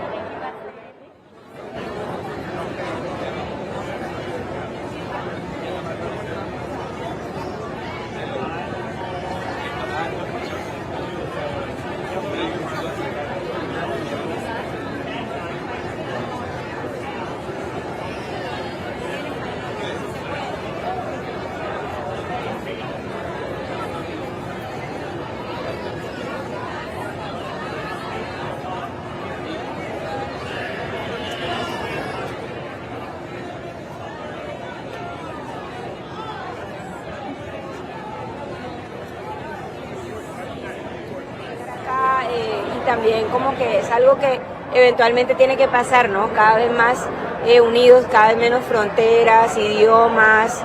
Eso es lo que eventualmente debería suceder, y en la música y en todos lados. Sí, también este año hemos visto muchos artistas que andan hablando de lo que está pasando político en sus países, lo que está pasando aquí también en los Estados Unidos. Para ustedes, ¿qué es el rol de un artista de hablar de estas cosas? Yo creo que los artistas hablan de las cosas que pasan en la sociedad, y bueno, habrá unos que hablarán más cercanos a la política. En nuestro caso yo siento que es muy social todo lo que se habla, problemas del día a día, y yo creo que eso es muy lindo cuando pasa, pero también es lindo que todo el mundo haga lo que quiera, entonces sí, Es un poquito como necesitan los dos, ¿verdad? ¿Ah? Necesitan los dos, la fiesta y también hablando de cosas importantes. ¿Y cómo se sienten ahora ustedes estar aquí nominados? Bueno, felices. Un sueño, sobre todo este proyecto tan lindo que es un junte de dos proyectos. Nos permitió, bueno, a nosotros en Raguayana poder colaborar con una institución, con Bomba Estéreo, que es una referencia de toda la vida para nosotros, que es un proyecto que abrió tantas puertas para la música alternativa latina. No podemos estar más felices de estarlo como celebrando el cierre de esta etapa para nosotros aquí en los Grammy. I love it. Pues muchas gracias, felicidades. Gracias. Thank you guys so much. I really appreciate it. Thank you. Thanks, Liv.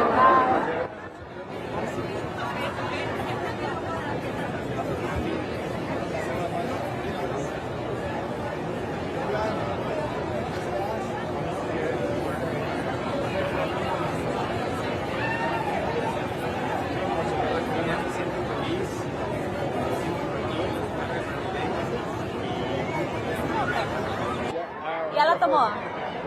Sí, allá atrás. La foto así del fashion, ajá. Sí, tenemos que ver todo el look, esos Grammys, ¿verdad? Gracias, son los Grammys. Y hábleme de cómo se siente representando la categoría de Latin Pop ahora y celebrando aquí, como dijimos los latinos, los gringo Grammys. Estoy muy orgulloso de estar representando nuestra música latina, nuestra música colombiana, en esta categoría tan importante, Latin Pop Album. Estoy junto a una compatriota que adoro y respeto mucho, que es mi querida Karol G.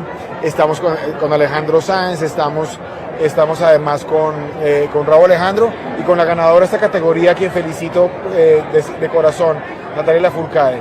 Entonces, estamos felices de hacer parte de un grupo tan lindo y de estar representando nuestra música colombiana. Yo particularmente la música de mi país con mi álbum Bogotá. Y también con Bogotá hablaste mucho de no nomás celebrando el país también, pero celebrando todo lo que pasaste personal. ¿Cómo se sintió a dejar a la gente ver ese parte de tu vida? Fue emocionante abrir la puerta un poquito de mi corazón a lo que significa para mí la experiencia de nacer y vivir en una ciudad como Bogotá, una ciudad que adoro, una ciudad difícil, compleja como todas nuestras capitales, pero que tiene mucha magia y que finalmente estas ciudades, nuestras ciudades, son el escenario de nuestras vidas. Hay que cantarles, hay que celebrarlas y hay que ser orgullosos de dónde venimos y por qué somos quienes somos. Es el resultado de este entorno que nos forma. Y también te quería preguntar, porque estamos viendo muchos jóvenes colombianos que están mezclando el género de cumbia, andan poniendo su spin en todo. Así es. ¿Es algo que es una fusión que está pasando con esta generación o es algo que ha pasado antes y nomás nosotros de este tiempo creemos que es nuevo? Es posible que crean que es nuevo. Ajá. La cumbia es tradicional colombiana, tiene muchísimos años de trayectoria de influencia. Un señor como Carlos Vives la viene haciendo a dar a conocer no solamente al mundo, sino a nosotros mismos. Y hoy en día, muchos artistas jóvenes, yo que no soy tan joven también me incluyo, hacemos cumbia, amamos nuestro folclore, nuestras raíces, y esa fusión siempre va a ser hermosa. Pues muchas gracias, Andrés. A ti por tu tiempo. Un beso para todos. Gracias. Muchas gracias. Thank you so much.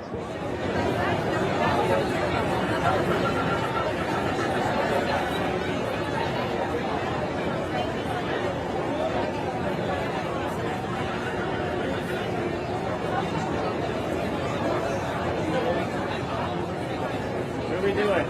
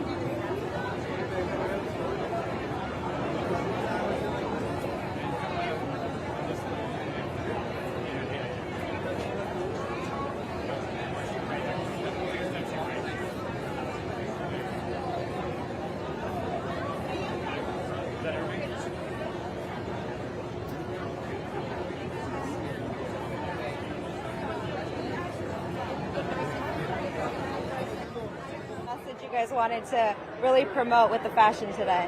Okay, so all these outfits are made by Campillo, and Campillo is a marca, a brand that we've used a lot recently. We even use Campillo when we perform with Bad Bunny in Ciudad de Mexico, and we like using this brand or this designer's clothing because we feel like it accents a lot of our culture. O sea, es un poco, se ve un poco moderno. Gallos. Sí. O sea, se ve un poco moderno. It looks a little modern, but it's still, I feel like it accents the Hispanic or Mexican culture. I think so as well. Listen, I tried as well a little bit of golden age in Mexican cinema over here, you know, thank you. But no, I mean, the outfits, like I said, super fly. Like, I love that it's tied to the cultural roots as well. But I have to ask, I know you can't tell me, Bad Bunny's going to be performing at the Super Bowl. Is there a slight chance we see you guys stepping up on that stage as guest stars? There's 8 days, right? Ocho días. Maybe if he There's calls 8 that, days of I a don't know, chance. Anything's possible. Anything's possible. It's not like we're gonna say no. I can't, man. And so, I mean, in general, talk to me about what it means. You think, I know we're seeing specifically Puerto Rican representation through his performance, but what does it mean to see a Spanish language artist up on that stage, given everything that's going on right now within our communities? Es que la verdad es un orgullo. ¿Cómo se dice orgullo? No, para nosotros no. Es que, can I say it in Spanish? La verdad que es un orgullo porque yo siento que tener un artista habla español en un escenario de esa magnitud es algo increíble. Y el simple hecho que es Benito, que yo siento que Benito carries a lot of his, he promotes a lot of his Puerto Rican heritage, obviously. Alguien que lo promueve mucho como Benito, la verdad que es algo increíble. Y estamos súper orgullosos por él, estamos súper felices por él. Y hasta ahorita no nos ha invitado, pero si un día llega esa llamada, en estos 8 días que llegas, si nos llega la llamada, tú dile no va a venir. No. Nadie le puede decir que no va a venir. Listos. The flight reservation is on pause already, right? I bought it with como seguro, like with insurance. Y también nominados por música mexicana, esa categoría. ¿Cómo se siente continuar to represent this category specifically, especially knowing the way that música mexicana and even Tejano has really evolved in these last few years? Es lo que estábamos viendo nosotros ahí adentro. The category name was música mexicana, including Tejano, and Bobby Pulido was there. Sí. I think we all grew up listening to Bobby Pulido when we were younger, and now we were nominated in the same category, us and Bobby Pulido. And we do make the same type of music, even though it sounds a little bit different. That's why nuestra música siendo un poco más modernizada, being more modern, being a little different, it shows the evolution that music can make, especially since 2 different sounding songs are the exact same genre, you know? Y pues la verdad que being música mexicana, so the simple name of the category being in the American Grammys, I think it's a very, very special way to mention the Mexican culture. Right, and I mean, we see it in the premiere ceremony, but I am ready to see that category in that main ceremony, right? And see everybody walking up. It's coming. I think so. It's on its way. But thank you guys so much for chatting with us. I appreciate it. Thank you. Muchas gracias. Thank you so much.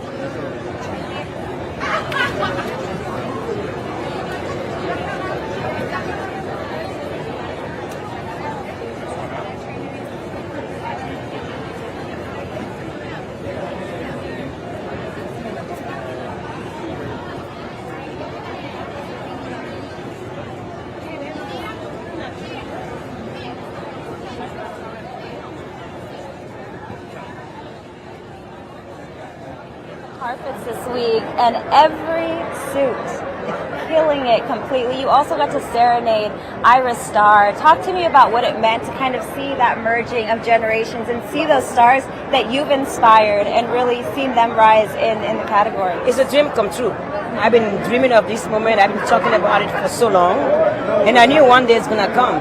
People that doubted it today don't doubt it anymore because talent is timeless. Doesn't matter where that talent comes from, we should embrace it because it makes all better. And I mean, as a pioneer yourself, does it feel satisfying to see that and say all those years of hard work, all those years, like you were saying, that people doubted whether or not we would see these categories, right, specifically across, the African continent with so many different genres it's finally here. We're seeing Burna Boy, we're seeing Iris Star, we're seeing so many. I am over the moon.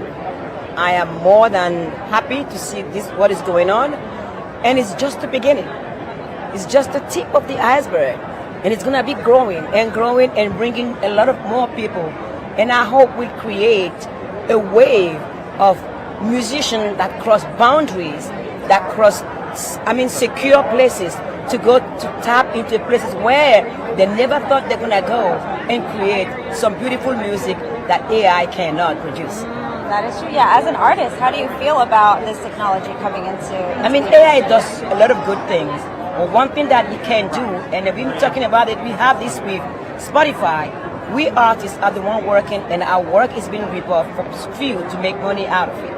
There should be the respect of intellectual property, and if somebody uses our voice and use what we create, we should be paid. Otherwise, other than that, I don't have anything against AI, but AI cannot take away our humanity. We cannot allow that to happen. Yeah, there has to be guidelines, right? There has to be guidelines. I mean, in every time there have been changes, there have been guidelines to protect human life and human spirit. Why won't we do the same thing now? Well said, beautifully said. And my last question for you, you're no stranger to the Grammys. We've seen you win time and time again. But for you, how do you continue to really push the bar as an artist and challenge yourself and continue to say, okay, now this is the new level of success, and then continue to build that bar for you? I love my work. I love what I do, and music is the school of humility. You have to question yourself all the time, reinvent yourself all the time. My next album is dedicated to my late mother. She passed away telling me before, never stop singing, you were born to do this. And whatever you do, remember, kindness is a bulletproof vest, joy is a state of mind, and respect takes you a long way. That's so beautiful. Thank you. I cannot wait to hear that. I think that'll be stunning. And I think that's beautiful too, is right, to let the fans in on that personal aspect of your life as well. Transmission is the key to our survival. Did you feel that catharsis, being able to release? I have to do it because I've been struggling with it for the last 5 years. I just need to get out of that rabbit hole, and she will not want me to be there. She wanted me to sing, and she says singing is sharing. Sharing is you become rich when you share more. So that's what I'm trying to do. Thank you so much. Thanks. You are legendary. Thank you for your time. Thank you so I appreciate it. Thank you. And again, fabulous with the outfit. This is Mariah's work. Thank you.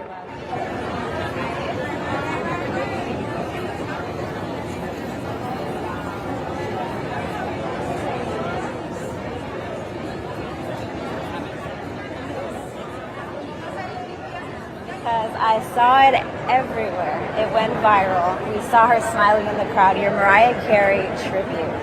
Talk to me about what that meant to you, to see her reaction to your rendition of her music. It was so amazing. I was, of course, nervous because Mariah is such an icon, and I grew up listening to her, and looking out into the audience and seeing her, I kind of was not looking, and I looked a little, and she was singing and smiling along, and then I was like, okay, this is just a party and it's fun. And that night was so special to get to, sing for a good cause, but also meet all my artist friends and hear all the different renditions of her songs. I think that really shows how amazing of an artist she is, that songs can be interpreted in so many different ways and still be so Mariah. We've had Samara Joy walk through, we had Terrace Martin as well, talking about just the influence that jazz has had, specifically here in Los Angeles right now. What do you think it is about this moment that it really is expanding the genre, where we're seeing variations of it continue to kind of rise, not only with fans, but with the way artists are approaching it? Yeah, I think my mind goes to two places. I think access to music has become such that, young people can go on the internet and search up whatever music they want, and I think especially with all these new technological developments, there's a want for something that feels more authentic and maybe even nostalgic, something from the past when things were truly being made by artists. And I think the second thing my brain goes to is probably political. Jazz music is music that was made from a want for freedom, and I think young people are really feeling that right now too.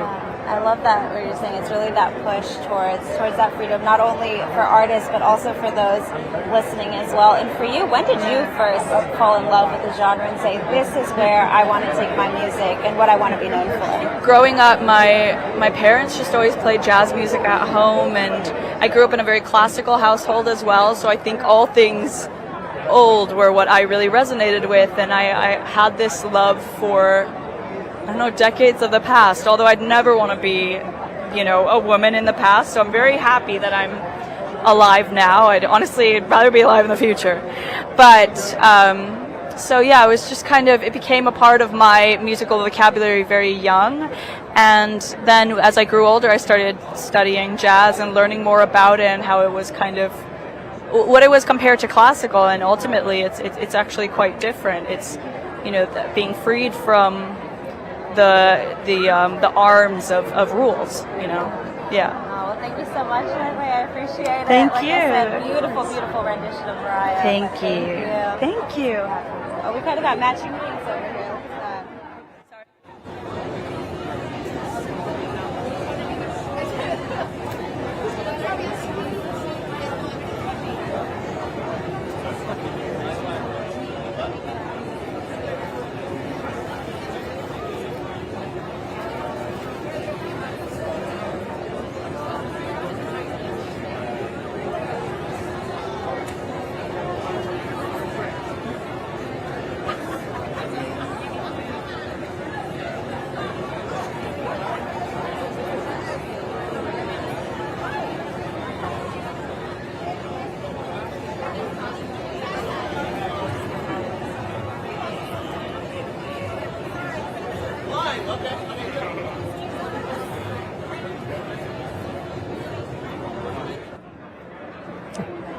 Now, I have like everybody's favorite soul and R&B artist, but I guess I have to say, welcome back. Thank you. Of course, it's so good seeing you again. It's always good seeing you.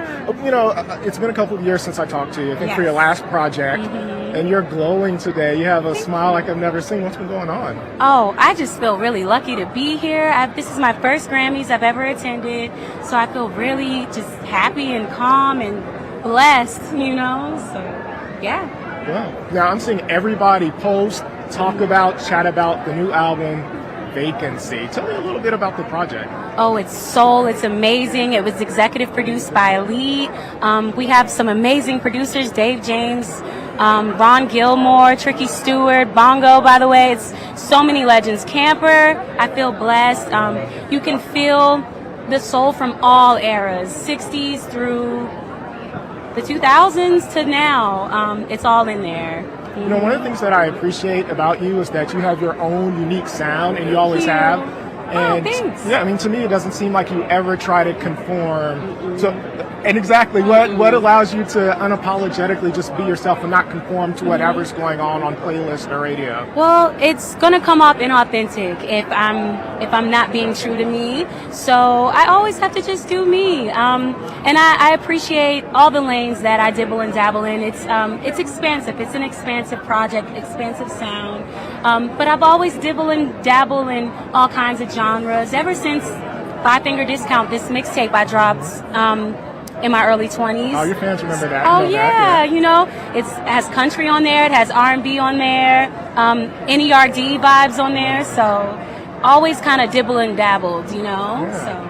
Well, lastly, I mean, you've had such big songs. Obviously, Shea Butter was just took off, and everybody loved that. Yeah. And then Pressure, that was breaking records. Mm-hmm. Is there any, no pun intended, but Thank pressure you. to follow up with huge hits like that when you're making your own album? Any pressure? Of course, there's always a lot of pressure. I just want to make everyone happy. And I want to be received universally and with open arms. So yeah, there's definitely tons of pressure, but I will say thank you to J. Cole and to Jermaine Dupri. They both changed my lives. Both Jermaines, both changed my lives in ways that I couldn't have ever imagined, because I've always been a fan of them. So I feel really lucky, That is and awesome. I'm hoping that something from Vacancy will take off. A lot of songs are slowly taking off, High Key, Mob and NBC. So I'm really happy. I feel hopeful. Well, I can feel the happiness like radiating from you. Thank you. So whatever you've been doing, like keep doing it. But you're always a pleasure to talk to. So thank you for always being so kind to me. So kind to me. You're amazing. Love you. Well, love you too. Thank you so much for the time.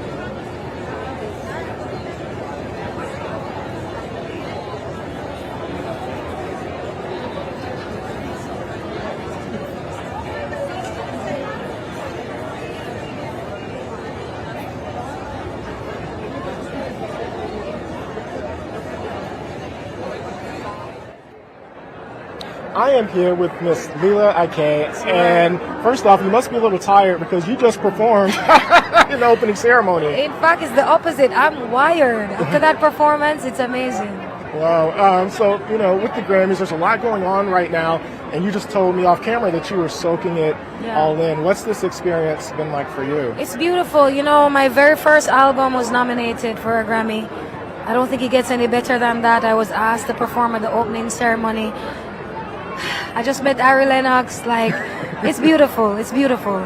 Now, you were nominated for Best Reggae Album. Yes, I was. And what's it like when you produce a body of work and then everybody takes on to it? Yeah. And then all of a sudden you're watching, like everybody else, the Grammy nominations and you see your name. It's surreal. It's like the whole time I'm here, I'm thinking about my child self. Like, this was a dream. I used to pretend to be in front of stages in my mirror at home. So for me, it just reiterates that when you believe in something and you truly follow your passion and you love what you do, God will reward you. I love that. Well, lastly, you know, obviously, especially here in the States, reggae dancehall has been a staple for decades, right? For sure. But, you know, lately we've also seen other world music come in, such as like Afro beats, reggaeton. How has the Caribbean scene able to still prosper all over, although we have these other sounds coming in as well? Well, I feel like we're all connected. We're all connected, and I'd like to think that as black people, as African people, as Jamaicans, a lot of the music that's like world music is actually influenced by our music. I'm gonna take that part on the back. So for me, it's like we're all just coming into ourselves and manifesting our dreams and goals as we are. And it's 2026. There's been so much greats before us. So like everyone's just soaking up inspiration from all around, and it's manifesting as it should. Well, congratulations. Thank you very much. Thank you for the time. I appreciate you. Jerk chicken or oxtails tonight? Which one are we doing? Oxtail, for sure. Have a good one. Thank you. Thank you. Bless you. Bless you too. I'll take it. Thanks so much.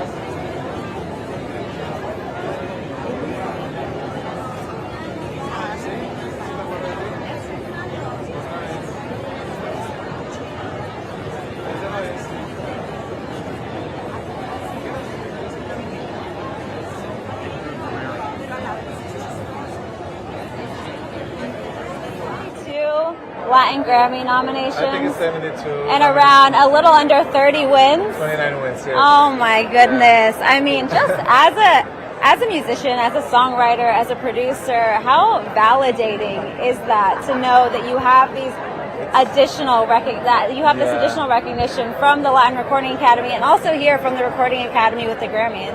I mean, this is it's a new feeling for me. It's been the third time that I've been nominated as Songwriter of the Year. This time I got the opportunity to present a lot of the awards. I just got off stage from presenting. I was super nervous because I had never done that before, but I'm really grateful for the Academy to consider a Latin American kid to present at the premiere. So I'm just grateful. It's just we gotta keep on working harder. Nominated with Spanish songs in a general music category.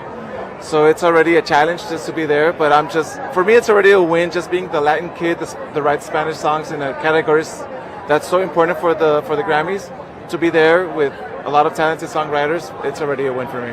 And I mean, not only do you write for Latino artists, you've written for Madonna, Ariana Grande as well. Talk to me about what is the switch between working with these more mainstream English-speaking stars to then writing something for a majority Latino audience in mind? It's gonna sound cliche, but for me, it's like the song is universal. Like even Latin people that listen to a song in English can feel something without even understanding the lyrics that they're saying. So for me, it's not really about the language. It's more about the feeling that you put in the song, the melodies, the sound, everything. Like it's just what makes you feel. And for me, it's never been a boundary, like to do music in another language. I've got the opportunity to work with artists, like you said, with Madonna, Ariana Grande, and Ed Sheeran, Camila Cabello, and for me, I'm already like kind of like switching a little bit more to this side of the market. I'm very curious on what else I can do, so I'm gonna start writing more of those English songs now. So I'm not gonna stop writing Spanish songs, but it's going to be a new challenge, so I'm excited for that. Yeah, and I mean, we've seen you also step out as a musician yourself as well. Are we going to see a little bit more, maybe see you here nominated for a solo project in the future? Probably, yes. Probably this year I might do something. Might do some, I don't know, maybe a project. Probably release some songs that I have there that haven't been out. And you might hear a little bit of me this year, yeah. Oh, okay. Well, and what genre do you feel that you would lean to, or would it be almost like a fusion of all the different genres you're able to work on? But it's gonna. I think it's gonna be something different than what you guys are used to hearing me doing, and probably your favorite artist also. It's still thinking about it, but it could probably be like, I don't know, your favorite artist singing another genre that you're not used to hearing. So that's what kind of like interests me most on writing songs. I like that. And knowing, listen, with your catalog, I know you've got the features on deck, right? Quick call to Bad Bunny, quick call to Shakira. Say I got this song, could be on the album. And hopefully they'll jump on them. Hopefully, yeah. I love that. My last question for you is, we've seen Latin music just evolve in so many beautiful ways. Having seen that happen yourself as a songwriter, how does that affect your approach to sitting down and putting these songs together for a lot of these artists? Has it changed in terms of, for example, with like Música Mexicana, you said, we can genre bend a little bit more, versus before we needed to kind of stick to the basics in order to be at award shows like this? No, I think the key to that success is breaking the rules and not following any rules. Fusioning a regional Mexican song, and now we're getting the attention from rappers that went into corridos. That wasn't happening 30 years ago, 20 years ago, and I'm just really happy to be part of that generation that's doing that switch. And it's a long shot, but we're still working a lot. Our purpose here is to get Latin music or Música Mexicana on the global scene, which I think we're already doing, and we just got to keep on working harder, keep on pushing. I love it. Thank you so much. Edgar. Muchas gracias. Thank you. Oh my gosh, the amazing Edgar Barrera here with us. He is truly, truly the songwriter to know. And you guys, let's take a look over at the fashion cam. We've got some great looks for you out here.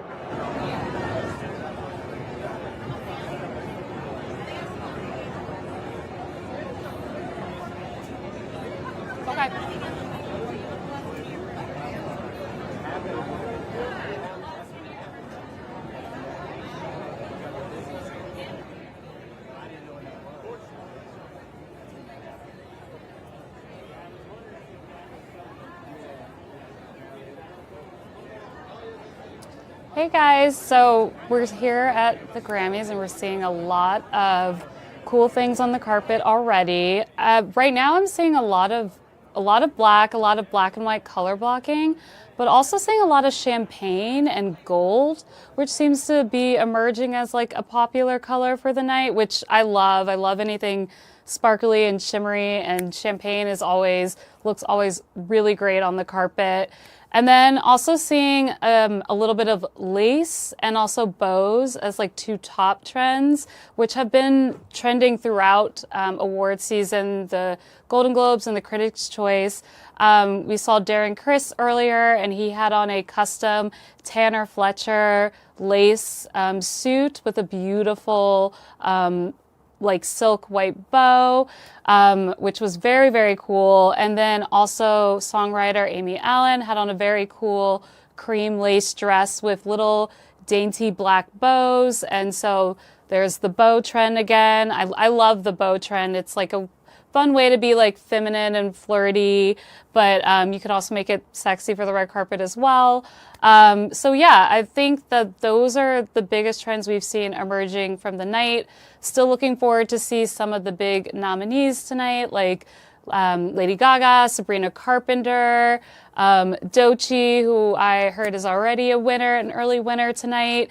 Really, really fun fashion girls tonight. Olivia Dean, who always looks amazing. She's one of my personal favorites and one of my favorites for the red carpet and for dressing up. So I can't wait to see what a lot of these artists are going to be wearing tonight. And it should continue to be like a fun evening.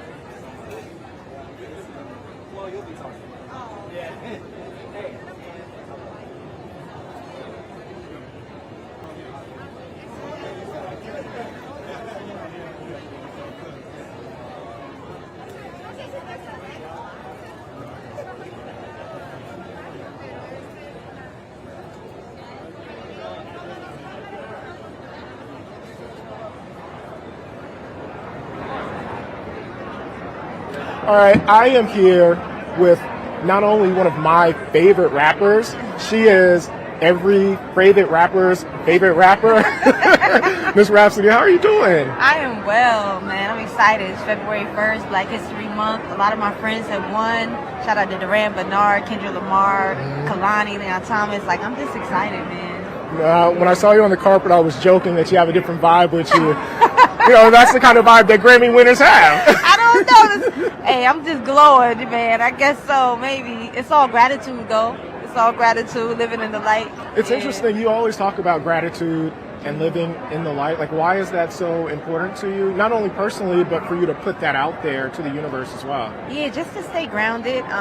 It keeps you close to purpose. Like, to be thankful that I get to wake up and do this every day, you know, because it could be something else. So it's always just to wake up and be thankful, and it makes you appreciate all the small things, and it makes winning even that much more special, you know? So that's, living in the light and all the positive things, you know? Yeah. Now, obviously, you're nominated tonight. Do you ever get nervous anymore? And what's the difference between last year not being a Grammy winner and then sitting through the ceremony, as opposed to this year a Grammy winner and you're nominated again? Man, I felt the same, like humble to be back. I think it was good to sit and watch first time winners win, because I know how that felt last year. So that was different to understand like what that feels like now. And it's just an even deeper appreciation and celebration for their moment. But every year is still new to me, you know, like I'm so thankful for that one, and I'm coming out more evolved, and I know so much more. But at the same time, it's like, okay, in this season, what are we gonna do, you know? And so it's just appreciating where we are in this season because it's familiar, but at the same time it's new. Yeah. Yeah. Well, speaking of new, I know that you're always working on something. I don't know if you're working. Oh, okay. Yeah. So we have a new album coming this year. wow. We're in the mixing stage now, so we'll have a date soon. But I'm super excited. I'm super excited about this one. It's so fun. It's so me. It's so urgent. Yeah. Well, lastly, I know I said lastly, but I want to follow up on that. You're always aware of like what's going on in society, in the climate. Like how? Well, I guess I should ask: will any of today's like current events be impacting the storytelling on the album? Absolutely. You know, I'm an artist that reflects the time. Shout out to Nina Simone. You know, and the times have definitely inspired the work because it's what we're living in. It's what affects us every day. And it can come out in different ways. It could be, again, urgent. It could be revolutionary. It could be joyful. Because even in these times, you still need music to be joyful to. You have to keep the joy to be able to wake up and continue the fight that we're in. So, you know, this music that I'm working on is a range, but it all is important, I think, to the times that we're living in now. A reclamation, the revolution, a return, power, divinity, all of those things. Well, this year, right? This year. I can't wait to hear it. Thank you. Thank you for always, you know, just being so pleasant and so open. It's something that I don't take for granted. I really appreciate it. Thank you. Thank you for always making space for me. You know, it's always good to see your face. So we've been doing this a long time. Longer than people now. It's always good to see you, Ashley. Likewise. And good luck. Thank you. Thank you.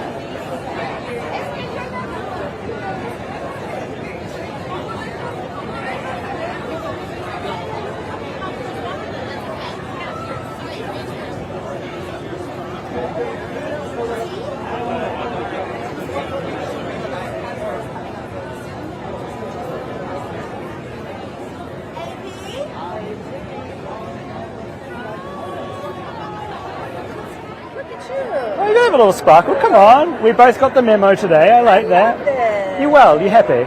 I'm very happy. Oh, I bet you are. I'm thrilled. Oh, I bet you are. Your category's coming up very soon. Nominated for Best Musical Theatre Album for Death Becomes Her. Now you really outperformed yourself in this. Like there's a moment in the show that is absolutely show-stopping. Solo moment. When you're up there, okay, you're commanding the stage. You've got thousands of eyes on you. Yes.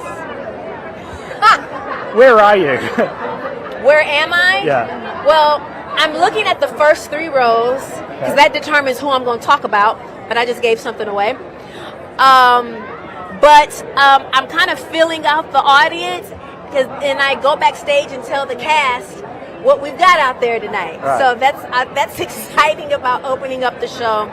I set the tone of the show with the audience's help, and we do a killer show. Yeah, literally. You do it. I mean, like, you're at this point now where you don't need to prove yourself, but you continue to. What keeps you moving forward? And what have you learned, I guess, about what you can do that maybe you didn't know a couple of decades ago? It's so funny you should say that I definitely am at a point where I don't have to prove myself to others. It's more so about proving myself to me. I have this sign in my dressing room back in New York that says, "Beautiful girl, you can do hard things." And so I know what those hard things are. Continue being consistent, putting in the work. I know people don't want to hear that today, but that's really the key to success. In whatever sector you want to be in this world. Did you ever envision yourself on that Broadway stage? Was that ever a part of that? No. Never. I was in school for criminal justice, minoring in sociology. I wanted to be a forensic psychologist or an attorney. Music was encouraged in my family, but just as a hobby, not necessarily as a career. Your parents are worried. How are you going to make a career out of this? Yes. How are you going to have insurance, a 401k, dental plans, and all the things? And I have all that, Mom.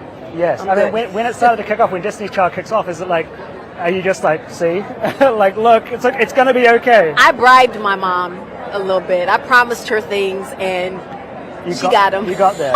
Oh, I'm so proud of you. I'm so thrilled for you. Keep showing yourself what you can do, because it obviously works. You. That was really kind of you. So nice to acknowledge meet you. that. Thank you. Good to see you. Enjoy everything today brings. You too. Thanks. I will. We need light. Light. When I say light, good.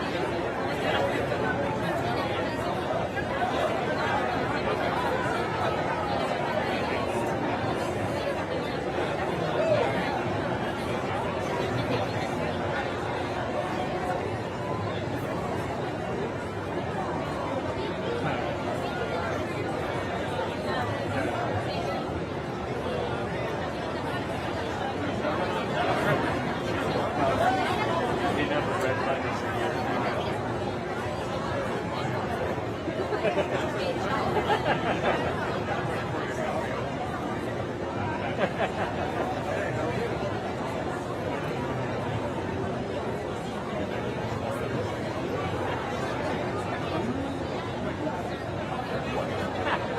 now?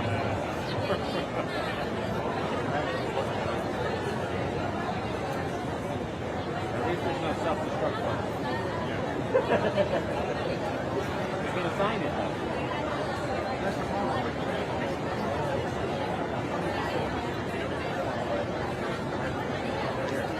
Yeah. Focus back.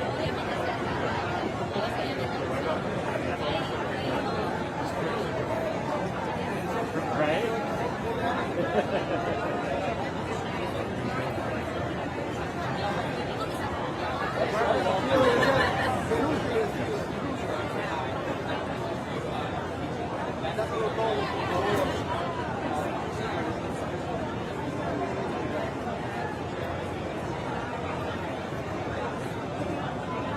Muchas gracias.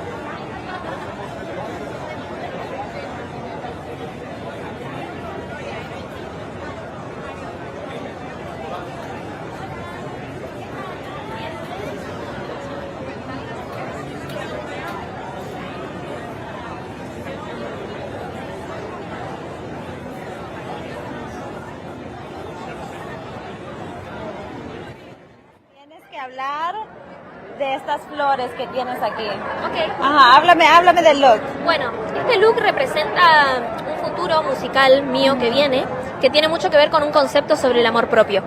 Yo considero en esta parte de mi vida este álbum muy importante, ya que el concepto principal son los jazmines. Lo que para mí significan es la definición del amor propio. Abrazar los jazmines es en base a abrazarse a una misma y a quererse a una misma y saber amarse. Entonces este es como el amuleto que me acompaña, como si estaría acá con mi amor propio conmigo presente. I love that. Me encanta. ¿Y cómo te ha ayudado como entrando en esta nueva etapa de self-love y amando a ti misma? ¿Cómo te ha ayudado en la música como a crecer como artista? Y la verdad es que es un proceso de catarsis, digamos, porque mientras voy haciendo las canciones, una va también llenándose de respuestas, ¿viste? A esas preguntas inconscientes de lo que es saber quererse, saber valorarse, la autovaloración de uno, no solo en lo personal, sino también en la música. Siento que como mujer en la industria siempre hay como que dar 2 pasitos más siendo mujer, ¿viste? Y también es como encontrar ese mundo en donde una no se sienta poca cosa y realmente se autovalore el talento de cada mujer en cada contexto y cada trabajo y cada lugar. El disco habla un poco de eso, puntualmente en lo femenino, ya que yo soy mujer, pero la verdad yo siento que mucha gente se va a sentir representada y es una manera también de poder acompañarlos en ese camino. Hay mucho, ¿cómo se dice? Pero entrando al femenino nos ayuda a todos, ¿verdad? Es que a sí. los hombres, a las mujeres también, y también Sí. nos ayuda a ver más del artista que tenemos adentro de todos, de 100%. todos nosotros. Sí. Sí, yo creo que, bueno, lo que se viene un poco invita a uno a hacer una autorreflexión sobre qué cosas hacemos para encajar y qué cosas hacemos porque realmente tenemos sueños y realmente queremos cumplirlos. Así que yo creo que les va a gustar mucho. Y con esta nominación estás cerrando un ciclo de tu vida. ¿Cómo se siente entrando en esta nueva etapa y decirle al otro, ok, ya hicimos eso, ya aprendimos todo lo que teníamos que aprender y ahora estoy lista para esto? Sí, bueno, es realmente algo que yo creo que la gente lo va sabiendo. Yo soy una persona que se permite mucho esto de experimentar en la música, esto de crear nuevos ritmos, nuevos géneros, nuevas formas, nuevos conceptos. Y yo siento que hoy en los Grammys se cierra lo que es Nike, lo que es el álbum nominado, y da pie también todo lo que me acompaña, tanto de vestuario como también el cambio de pelo y muchas otras cosas, a lo nuevo, a lo que realmente se viene. Sí, y mejor con un Grammy win, ¿verdad? Entrando a la etapa. Sería un placer. Bueno, muchas gracias, Nikki, Reina, por el gracias. tiempo. Estás diosa. Muchas gracias. Me encanta el look toda. I'll take it, thank you.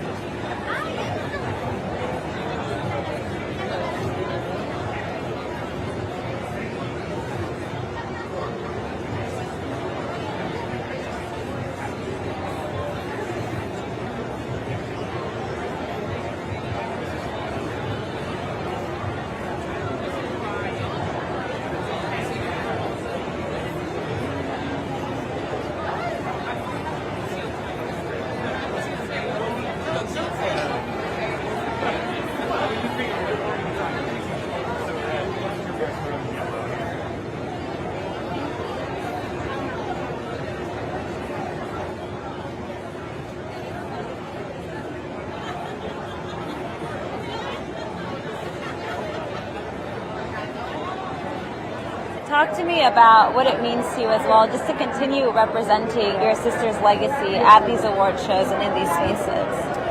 You know what?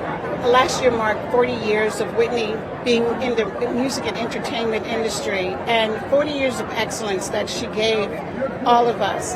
And it's a great feeling to know that Whitney loved her craft and she loved sharing her craft with the world.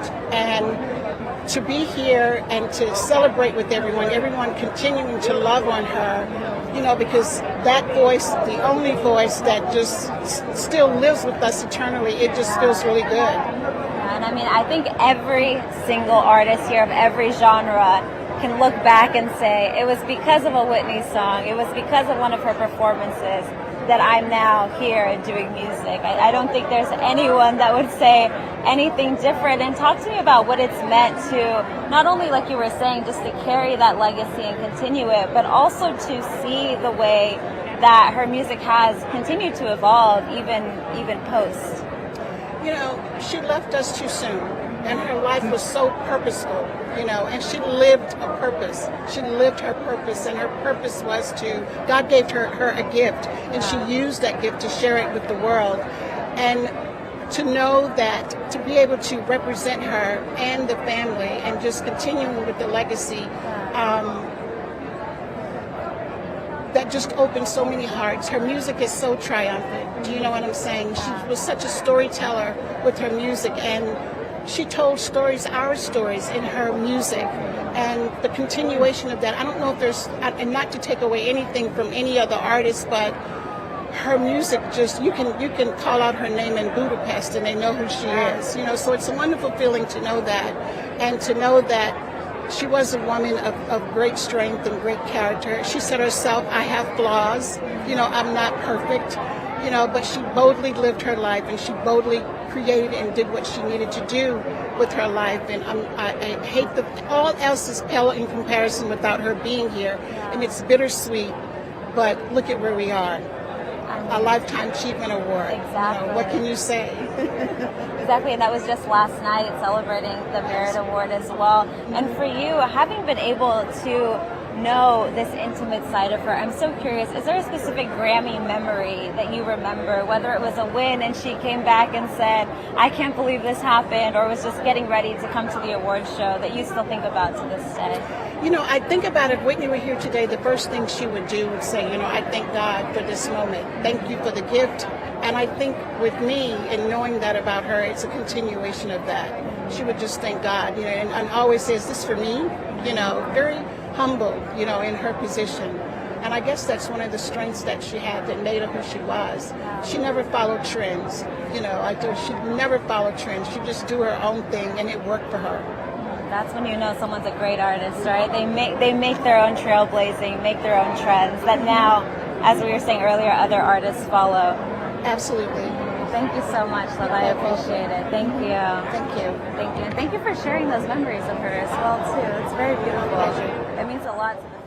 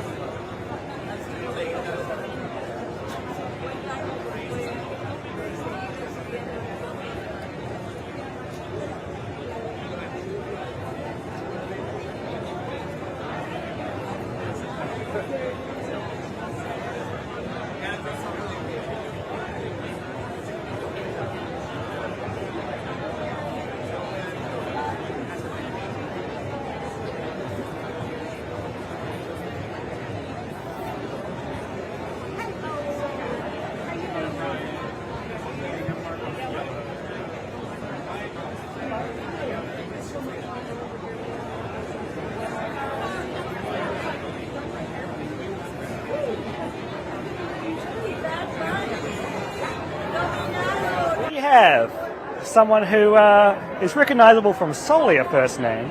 It's Reba McEntire. How you doing? I'm doing great. Glad to be here. I am so happy to have you here. Thank you. You're an icon. You're a legend. You don't need me to tell you that. But you were up for an award tonight. Best Country Duo Group Performance for Trailblazer. I mean, at this point of the journey, you know, you don't need to prove yourself, right? Everyone knows what you're capable of. But do you enjoy doing it? Do you enjoy showing people over and over again that you know how to make a smash? You know, when you want to do things, it's a lot more fun than you have to do things. And in my life right now, I only do things that I want to do that's going to be fun with people you want to work with and hang out with. Right. How do you find those people? Oh, they're everywhere. Really? I'm so blessed. Are you constantly looking for new creatives? No, it just kind of happens. Really? Yeah, I wanted to do a song, a tribute to the ladies who have gone before us, who paved the way for us. I told Miranda and Lainey and Brandy Clark, and they went and wrote this song called Trailblazer. And then when we were going to be, we were selected to do that in memoriam. Yeah. Brandy went in and changed a few lines, and we added Lucas Nelson. Wow. And some strings and an oboe, and it is just, it really touches my heart. Oh. Do you still kind of surprise yourself at what you can do, if that makes sense? Yeah, kind of. I didn't think about that. Yeah. Continue to do, and people still want to hear from me what I want to do and what I like to do. And thank God, I'm very grateful. Does anything scare you creatively? No. Good. When I was doing Annie Get You Gun in 2001, an interviewer asked me, he said, I can't believe you're doing Annie Get Your Gun and you've never done a play before. Aren't you afraid that they're going to boo you off stage, so I never thought about it. I just want to be Annie Oakley. I love that mentality, and I think that's a mentality that we need to remind people to have. Yeah. And that kind of leads me to what you're doing, or what you have been doing on The Voice. Right? So much fun. Oh, I bet. You're seeing these young, talented people. Mm-hmm. What's that like for you, and what do you see kind of in those young people that maybe you wish you had when you were younger? Oh, everything that they had, I wish I had when I was younger. Is that right? They've got more confidence and more courage, and they take rejection a lot better than I probably would have at the beginning of my career. So I am very proud of them. I'm very proud of my team when I can be their coach, and I hate to say goodbye to them. I bet. But it's a great experience for them all. Yeah. And I get to hang out with Snoop, Niall, and Michael. Good lands. Doesn't sound bad. Never a boring day. Well, thank you so much. Thank you. It was so nice to meet you. Go and have a blast in there. Okay, I know shall. you will. Thank you so much. Nice to meet you. Nice to meet you too. Thanks.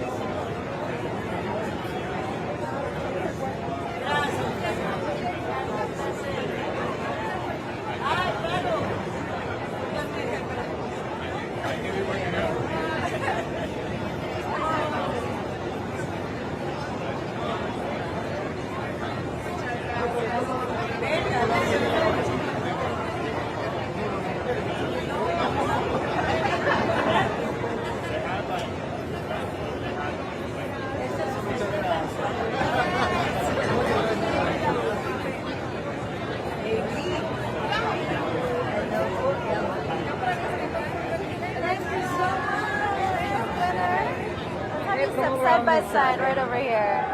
Beautiful, beautiful. I mean, you both love look your earrings. fabulous. Thank you. The sparkle, the tailoring. I love it all. I love it all. Listen, I have to tell you guys, every time I see you on the carpet, it is a full circle moment. Because I remember when I was trying to be a reporter in the industry, my girl me decía, háblale a Gloria y Emilio. Pregúntales por un job. Pregúntales. I was like, yes, grandma, it's that easy. Let me just call them on speed dial. But I mean, here we are. We made it. It took me a while, but we made it. I did. But I mean, first off, like I said, congratulations on this win. I know you took the time backstage to really talk about what's happening in our country right now with Latinos. Talk to me about why it was important for you to use that moment to spread that message. Look, I use the moment because they asked me about it, but I've used the moment before. I have been very vocal about the fact that I'm scared of what I'm seeing in this country. I've been living here for decades. This is not the place that I grew up in. We need to all stand up. In college, I took literature of the Holocaust, and the biggest lesson that I learned was that silence is our biggest enemy. We all have to stand together and say that we agree that the border has to be secured, but this is not what's happening. Families are being torn apart. Children, hundreds of children are in detention and in horrible conditions. I have personal experience with people in my circle that their loved ones have been taken away and have been months in detention for no reason because they haven't been deported, they haven't done anything. So no, we need to stand up and we need to vote and show our political and economic power.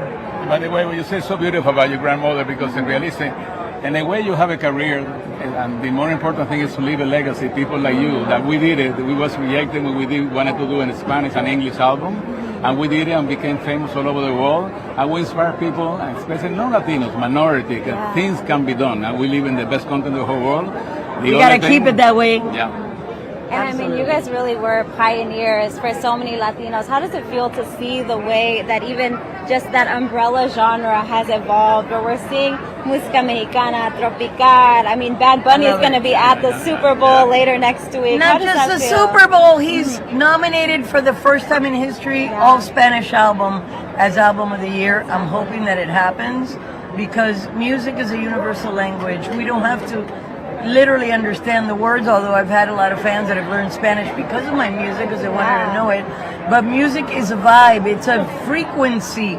It makes the world better. It heals. And it doesn't matter what language it's in. I mean, I get... Congratulations. Definitely it's going to be a big night for him. He will represent people, especially, like I say, minority. They can do whatever they want, and people will approve it. It will be a win-win, not only for, I think, for him, it will be for the whole country For and all for of many us. people, especially second generation. It'll be a big catharsis, right, for a lot of people if they see that Thank you win. so But much. thank I you think guys more so than much. ever we need to celebrate our Latinness, our Spanishness, and the fact that we bring good things to the world.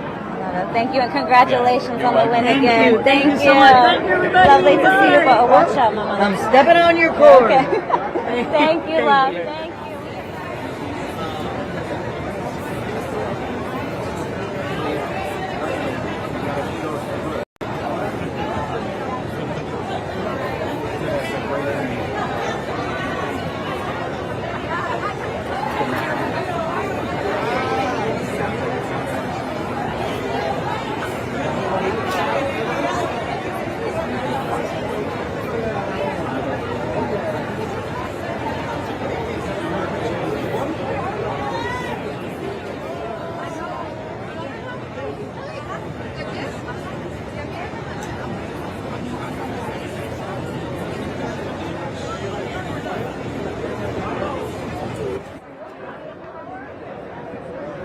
All right, here we are on the red carpet with Miss Tyler. You look stunning as usual, and you've just been smiling the whole time through. Like, how does it feel? Are the Grammys old to you anymore?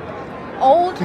No, this never gets old. Never. No, you were nominated. I remember when we sat in New York and talked about the new album, Push to Start was one of your favorite albums, favorite songs. Yeah. You kept telling me about it, and now it's Grammy nominated. Like, I know. How is it to just put something out into the world, have these dreams, and see them fulfilled? It's the best thing ever. Like, I love creating music, but seeing it become what it becomes is the most exciting thing to watch, you know? So I'm hyped. I've been saying hype the whole night, but for real, that's how I feel. Yeah. Now, obviously, you've won Grammys already, and I wonder if there's ever any pressure where you feel like you're carrying almost like, I don't want to say a whole continent, but like the continent is depending on you. Do you ever feel pressure that, you know, you are holding up that kind of Afrobeats and sub-Saharan African music legacy? Not really. I mean, there's a lot of us doing it. Like, we're all sharing the weight. I know, but you are you. That's what I'm asking. You know, we're all sharing the weight right now, so not at all. It's, if anything, it's exciting. It's a blessing to be able to be here, you know, and watch more of us join me and more of us do crazy things. Well, last question. You talked about how you used to pray for times like this when you were a little girl. You would give yourself affirmations in the mirror. Mm-hmm. Are you still giving yourself affirmations? And if so, what are some of those affirmations now? Yes. I mean, I'm not too serious with them. I just look at the mirror and I'm like, girl, you look sexy. Like, girl, you fire. You're so cool. You know, like, just chill stuff like that. I feel like that always makes me feel up. And all of it came true and is true. Thank Congratulations again. You're always so pleasant. So thanks Thank for you so talking. much. Of course. Thank you. Nice to see you. You too.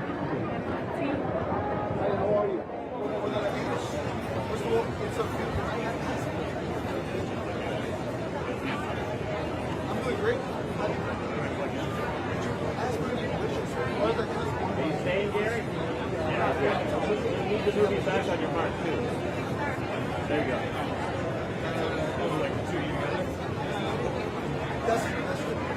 Obviously, is there like an average?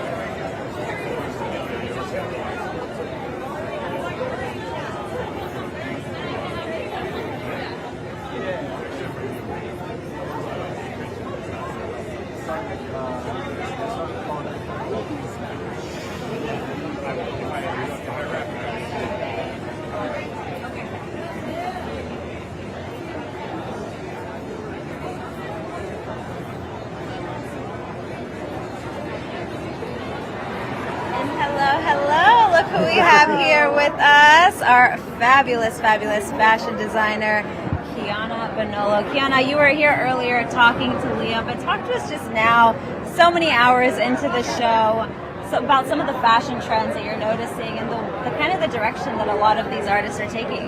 Yeah, well, I mean, Tyla, can we just talk about how gorgeous that was? I mean, I was staring at her as she was walking by because there are all of those feathers, which, by the way, I'm sure we'll see a lot more of those feathers today.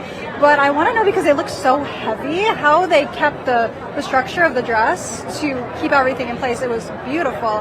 But I'm seeing a lot of sheer right now. I think we'll see more sheer throughout the night. But especially with the sheer, I've been seeing a lot of Chantilly lace go down the carpet, which is more of a bridal sheer lace fabric. Obviously done in white for bridal, but we're seeing it in a lot of colors right now. So that's huge. I expect to see more of that as well.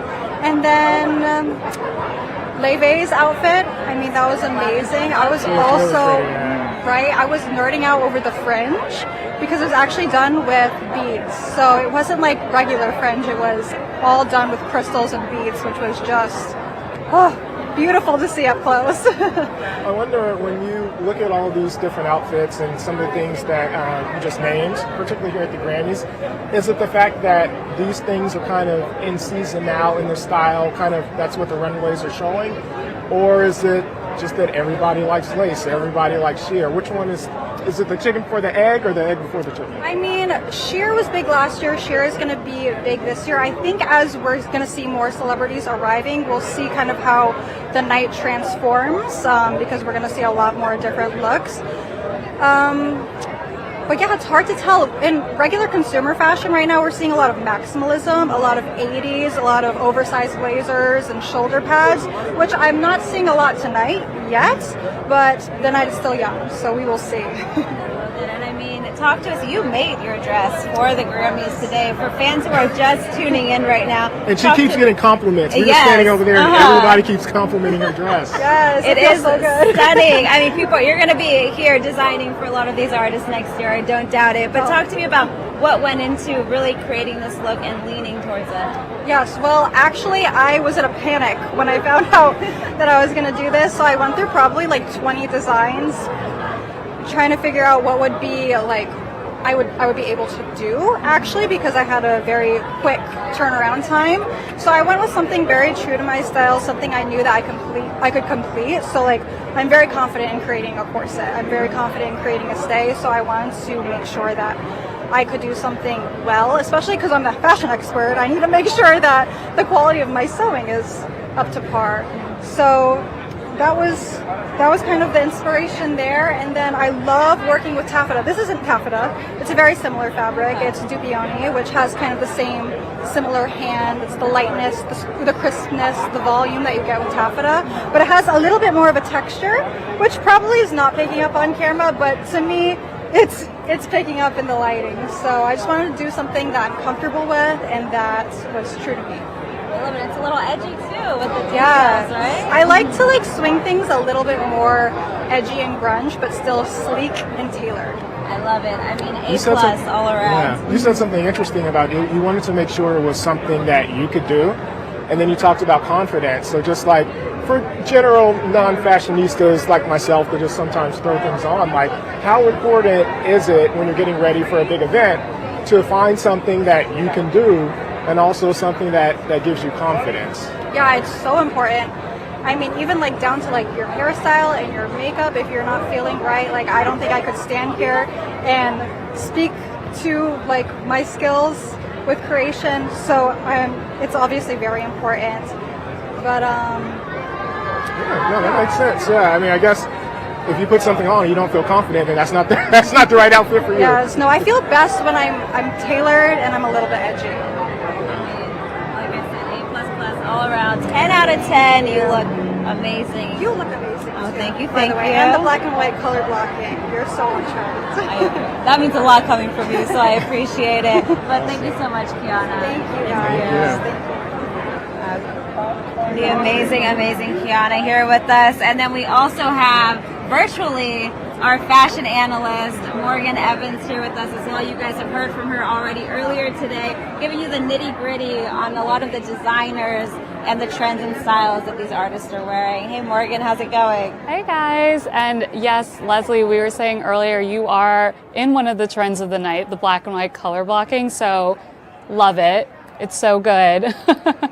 But we were just talking about Tyla. She looks amazing. Just found out that she is wearing vintage Disquared from the fall winter 2013 collection. So very awesome. I love the sheer. It kind of goes with that champagne gold nude trend that we're seeing on the carpet.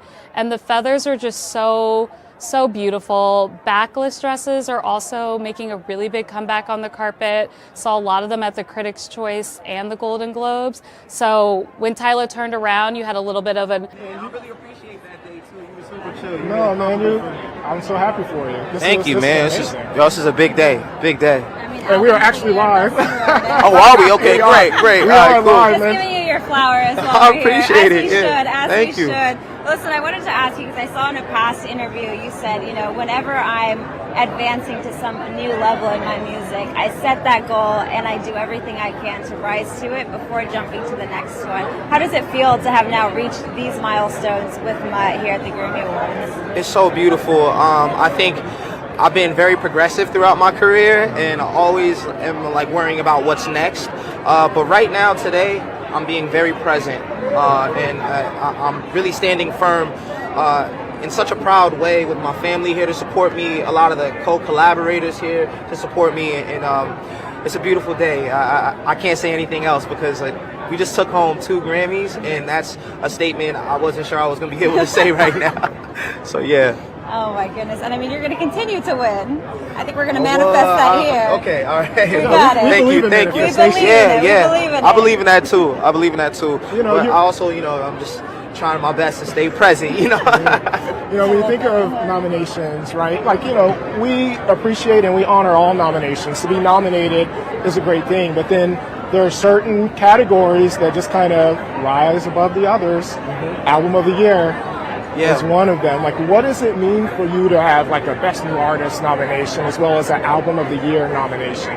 The top of the top noms. It's such a beautiful, beautiful moment, and knowing that there's so much music that comes out these days, and just seeing how much competition is in every category, it's just really nice to be seen and heard.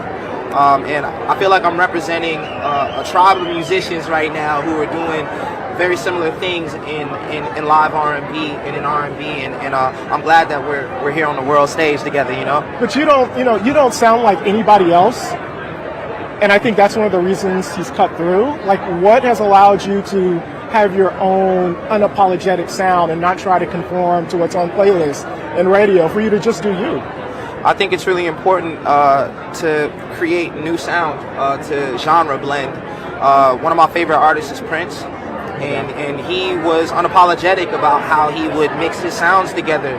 And that's the same line of thinking that I come from. I'm a student of that school, and I want to continue to push things forward in my own way. You know, it's just based off of my perspective and how I'm feeling, and I'm glad that people are allowing me to create freely. That is awesome.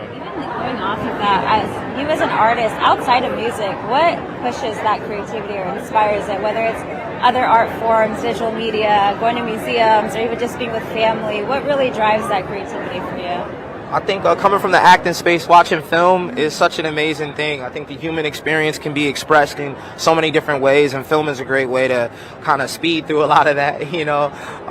But traveling has really helped a lot too, you know, experiencing these different cultures and bringing things back, I think has definitely inspired me in the studio recently, for sure. And I'm excited for y'all to hear what I'm working on, because I'm definitely not stopping there.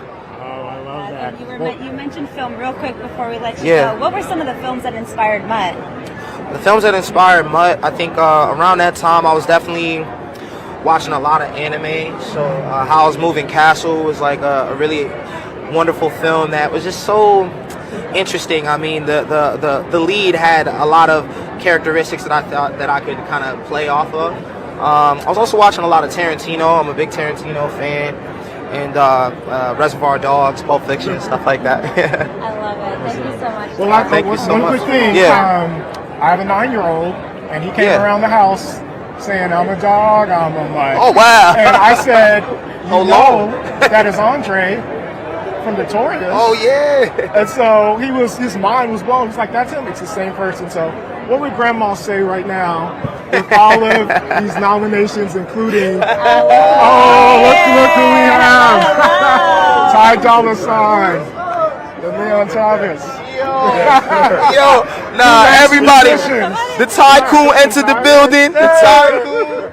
Yo, listen. Man, yo, this is. Oh man, W Leon, man, W you guys, man. I'm so happy right now. Easy money. Yeah. I love it. All right, it's a love fest here. I mean, Grandma would be happy right here. This is my family. Yo, Grandma would be happy for sure. I've been doing my best to be very eloquent about all of this stuff, you know. But it's nice to have the fam here. I mean, Easy Money is really the reason that I was able to put my music out. Ty Dolla $ign believing in me, Sean Barron giving me the platform. God bless. You know, natural. Awesome. Thank you so much. Amazing. Oh my God. Only at the Grammys. Only at the Grammys. At the Grammys.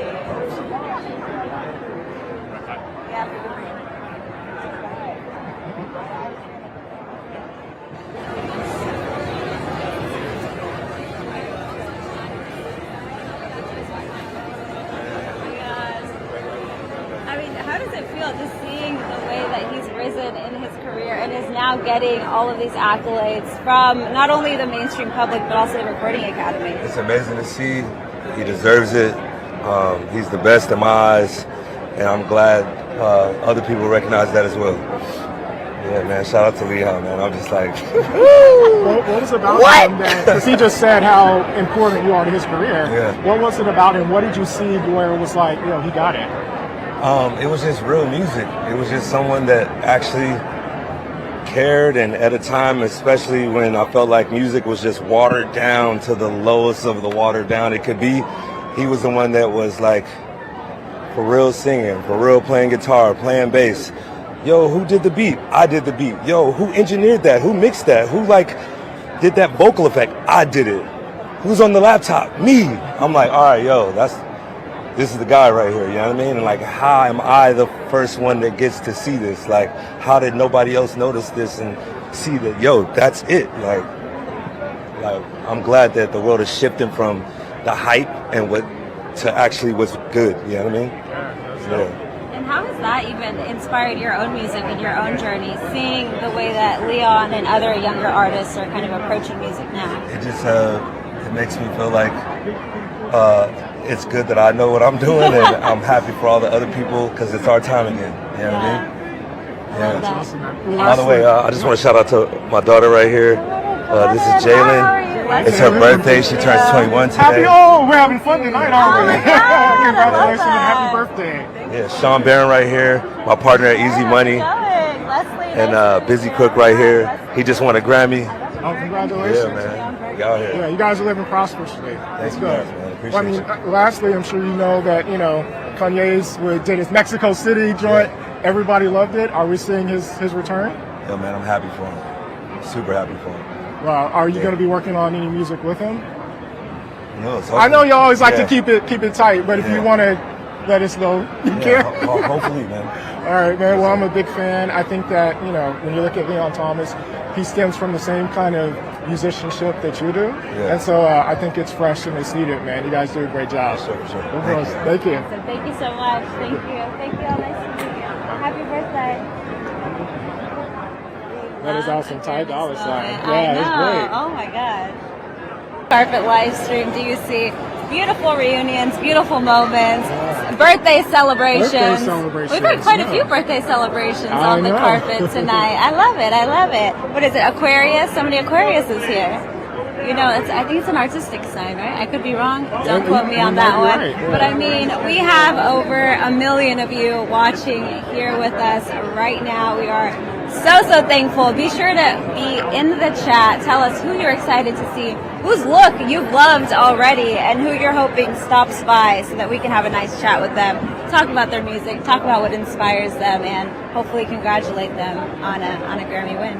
Yeah, I mean, this has been an exciting day, and I think this is why I love the Grammys, because you never know who you're going to get. I know, like, Liam was talking to Reba McEntire earlier, like, one of the icons of country music.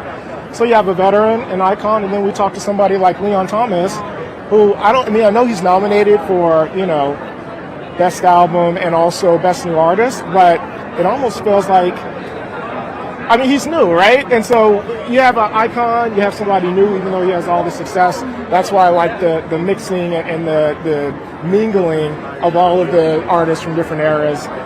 It's pretty cool. I love the Grammys. And I mean, we've said it before, but I'm always curious to see what collaborations then come out of, we met on the Grammys red carpet or at an after party or during Grammys week, and now we've put an album together that is Grammy nominated in the future. No, it's pretty amazing. But thank you guys again for joining us, and like I said, continue chatting with us in that chat box, and we'll see who's ready to come our way.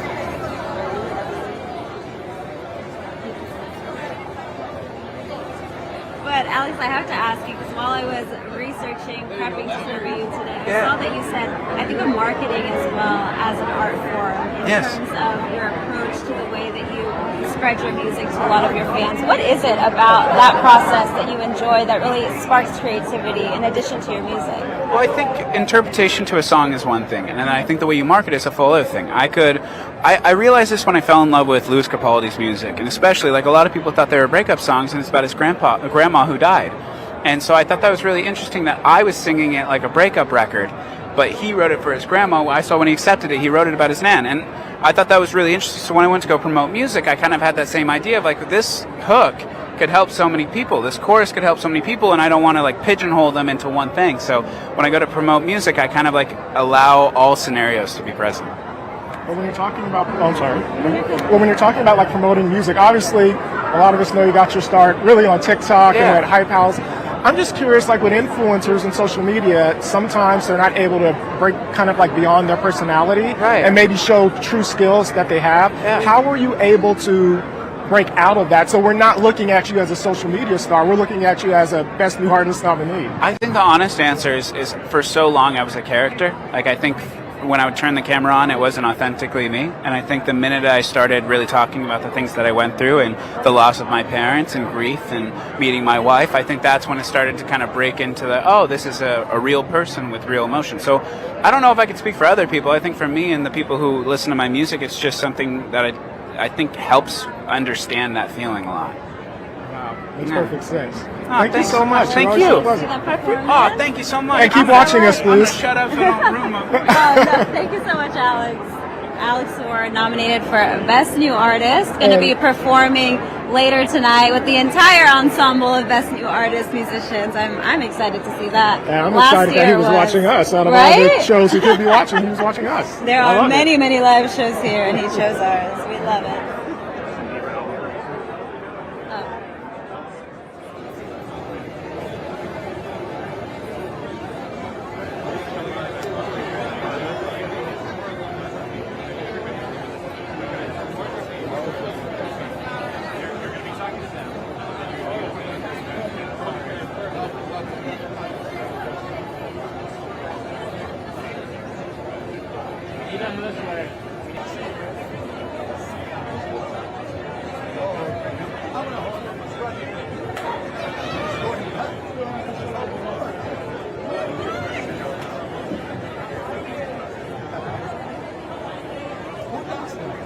Everyone does. But I mean, representando Colombia here continuously at the Grammys, what has that meant to you, just to see the way that you've been able to break barriers, being so authentic to yourself and to your cultural roots? I think, Jay-Z said one time, you got to keep showing up until they call you the greatest. Well, we all got to keep showing up. And it's not me, it's us as a culture, especially in this moment with the immigration situation. I'm Latino and I got to keep supporting my people. Even though if I'm not in their situation, it's our people. So we gotta really have that in consideration. Yeah, what has that meant to you to see the way that people have been kind of taking to the streets and speaking out, even during the protests on Friday? It's sad because, honestly, what would be of the United States without immigrants? This is a country full of immigrants. We made it, and as Latino, there's a lot of jobs that no one is willing to do but us. And that, we gotta appreciate that. And to you as an artist, does that conviction come from having a platform, or is that something that you feel is just crucial to who you are? Well, I used to paint houses in Orlando. I used to, work with a lot of people who were really hustling and trying to make a better future. So it's the fact that I felt it. I lived it too, so it's even better when you really know how it feels. But also beautiful when people who doesn't know how it feels is supporting with the love. Yeah. I love to see that. And I mean, listen, I have to say, La Canción, every time it plays, I shed a little tear. We saw you reuniting with Bad Bunny recently. Talk to me just how that moment felt for you. It's beautiful, like we took a time, I think time is the best answer, and now we are in great terms. We never had a fight, by the way. We just took our time. And we both celebrate what's happening with each other, what we have done for the culture. It's really beautiful, and I think he's in his best moment. and I feel in the most mature moment in my life where I can definitely celebrate all the wins for my people, and honestly, from the heart, smile at it. I love that. I mean, nominated for Best Música Urbana tonight. Yeah. What does that specific category mean to you as an artist, or does it almost feel stifling to be in No, that you know what? I category? wasn't expecting it because it was a mixtape. I don't know why they put it as an album. I swear to God, Maji, it was a mixtape. Actually, the name, it was mixtape. Yeah, It was like, so I was never thinking of being on the Grammys this year. That really got me by surprise. And thank you guys. I appreciate you. Thank you so much. I got one Oh, quick yes, go question. ahead. I mean, you've been doing this for a while and at such a high level. What is it about you or your process that seems to continue to resonate and create hit after hit after hit? Well, you know, I love what I do. I also think I'm in a moment that, you know, when I was growing up, I need a lot of bases to cover, you know, economically, helping my family, taking, you know, showing Colombia in different parts of the world. Let's say there's a lot of blessings that I have covered now that I can definitely focus more in just the joy, the real joy of doing music, and the joy of being Latino and represent everywhere I go. So every time I go, it's like, I want to win, and because we're winning, you know? So dreams are limitless, and I just keep dreaming every day. But I'm not on the hurry of like, hey, I'm here. You know, like, no, you just gotta love what you're doing, value yourself, know what you have done for yourself, for your people, and keep having fun. I love that, man. Yeah. Awesome. Always good to talk with you.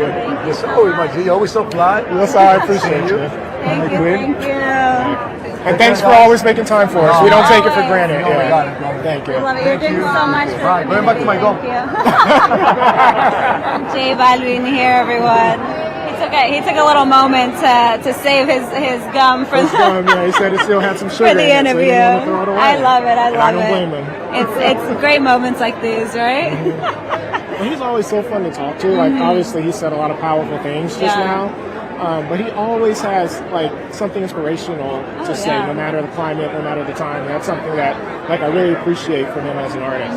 No, always speaking out for Colombia, always speaking out about mental health.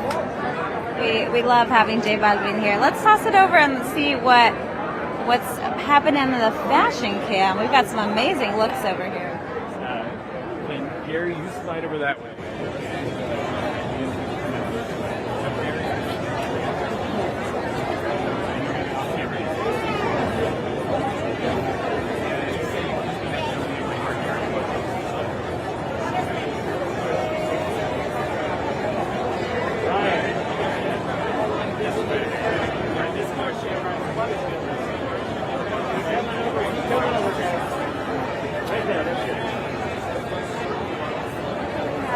All right, this is a big deal. This is a big deal. Hello, my friends. Hi, everybody.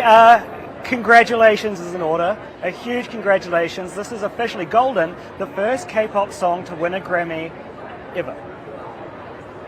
That was a bit of a light reaction for that fact. Have you had a We all had moment to, chills. take- We all had chills. Have you had a moment to breathe yet? Sort of.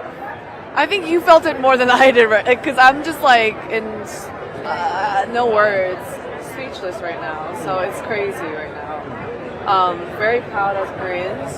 How do you feel? First K-pop song in Grammy. 아직 믿기지가 않고 집에 갈 때까지도 안 믿을 것 같아요. It's hard to believe, and I don't think I'll believe it until I go all the way home. Really?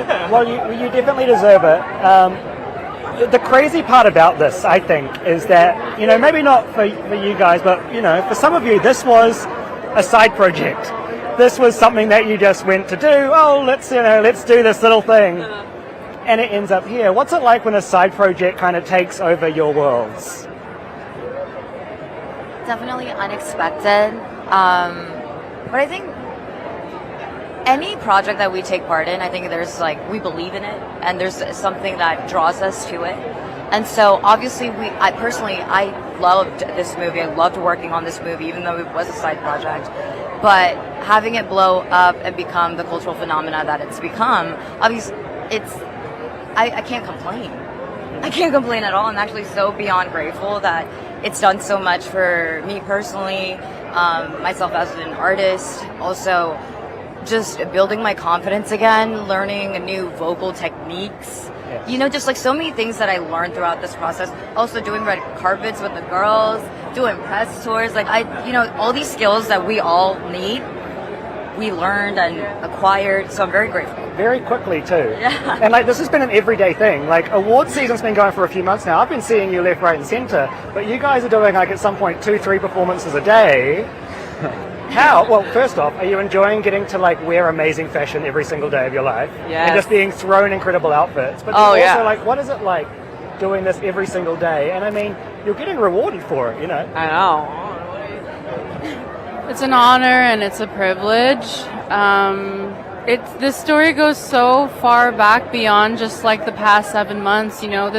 All of us have been working so hard and wanting to represent our culture in a way that's honorable, and we're here. And with the whole thing about it being unexpected, I think it really goes to show that you really don't know anything, and life is always going to be there to humble you. And it's weird because it does feel so miraculous in some ways and destined in other ways. Like it really feels meant to be on so many levels for our stories as well. So we're just trying to process it all. Yes, you're doing a good job. And I mean, you mentioned the fashion, and I have to say, every time we see all three of you on the carpet, it feels like there's a story to tell. I'm so curious, what is the story that you wanted to tell with the looks today? So I'm wearing Tom Brown Couture tonight. This brand means a lot to me because when my grandpa immigrated here in the 70s, our way of surviving as a family was clothing manufacturing. And one of the first client orders I remember as a kid seeing when I would go to my dad's factory on weekends was Tom Brown. So these silhouettes are something that means something to my childhood. I feel like I'm bringing my family, I'm getting emotional. I feel like I'm bringing my family with me on this red carpet. I'm so grateful to Tom Brown, and just shout out to anyone who has ever felt outcasted because they come from a different place, and I'm just really proud to represent my family. That's gorgeous. You deserve it. So beautiful. Oh, wait, do you guys want to go? Keep going with the fashion. We want to know Okay, what the fashion I'm wearing a custom piece by Guvanch, who is a New York designer, styled by my stylist Ayumi Perry. If you know Squid Games, they go 무궁화 꽃이 피었습니다. Mugunga is actually the national flower of Korea, and it symbolizes resilience. And I wanted a way to, if I was going to go down this custom route, I wanted to incorporate parts of my culture and heritage and also K-pop Demon Hunters into what I'm wearing. And we're also playing with duality with the airy feathers and the leather, the roughness of the leather, and the back. Oh, whoa. Watch out. The flower is the mugunga, or the hibiscus flower. And then we got custom metal work done to, again, rebirth, very transformative time period for all of us as artists and human beings, especially with this entire journey. So just wanted to pay a little respect. I love it. Talk to us, CJ. What you got? I'm wearing a custom-made Dior by Jonathan Anderson. He's been killing it. And also just the look in general, I think it's like very powerful. You see this gold medal I got here. That's crazy. That's yeah. And also just like, my makeup and my hair is very like Asian influence. So the fusion, I'm Korean American. I'm a fusion of both, and that's who I am. I'll just show you the back. Shout out to Mark. A moment for the back, a moment for... Wow. Incredible. My makeup. Shout out to my creative directors, Jeff and Theo. Fantastic job. But yeah, thank you. Well, I am so stoked for all of you. Congratulations. I'm sure the phone is going to be ringing for some songs, left, right, and center. Take it in. Thank you. So nice to see you. Thank you. You deserve so it. much. See you again. So lovely to see you. The Oscars. Yes, see you at the Oscars. Yes. More to come. Congratulations. The Oscars. Lovely to see you. That's a ring to it. See you, superstar. Well done. Good to see you.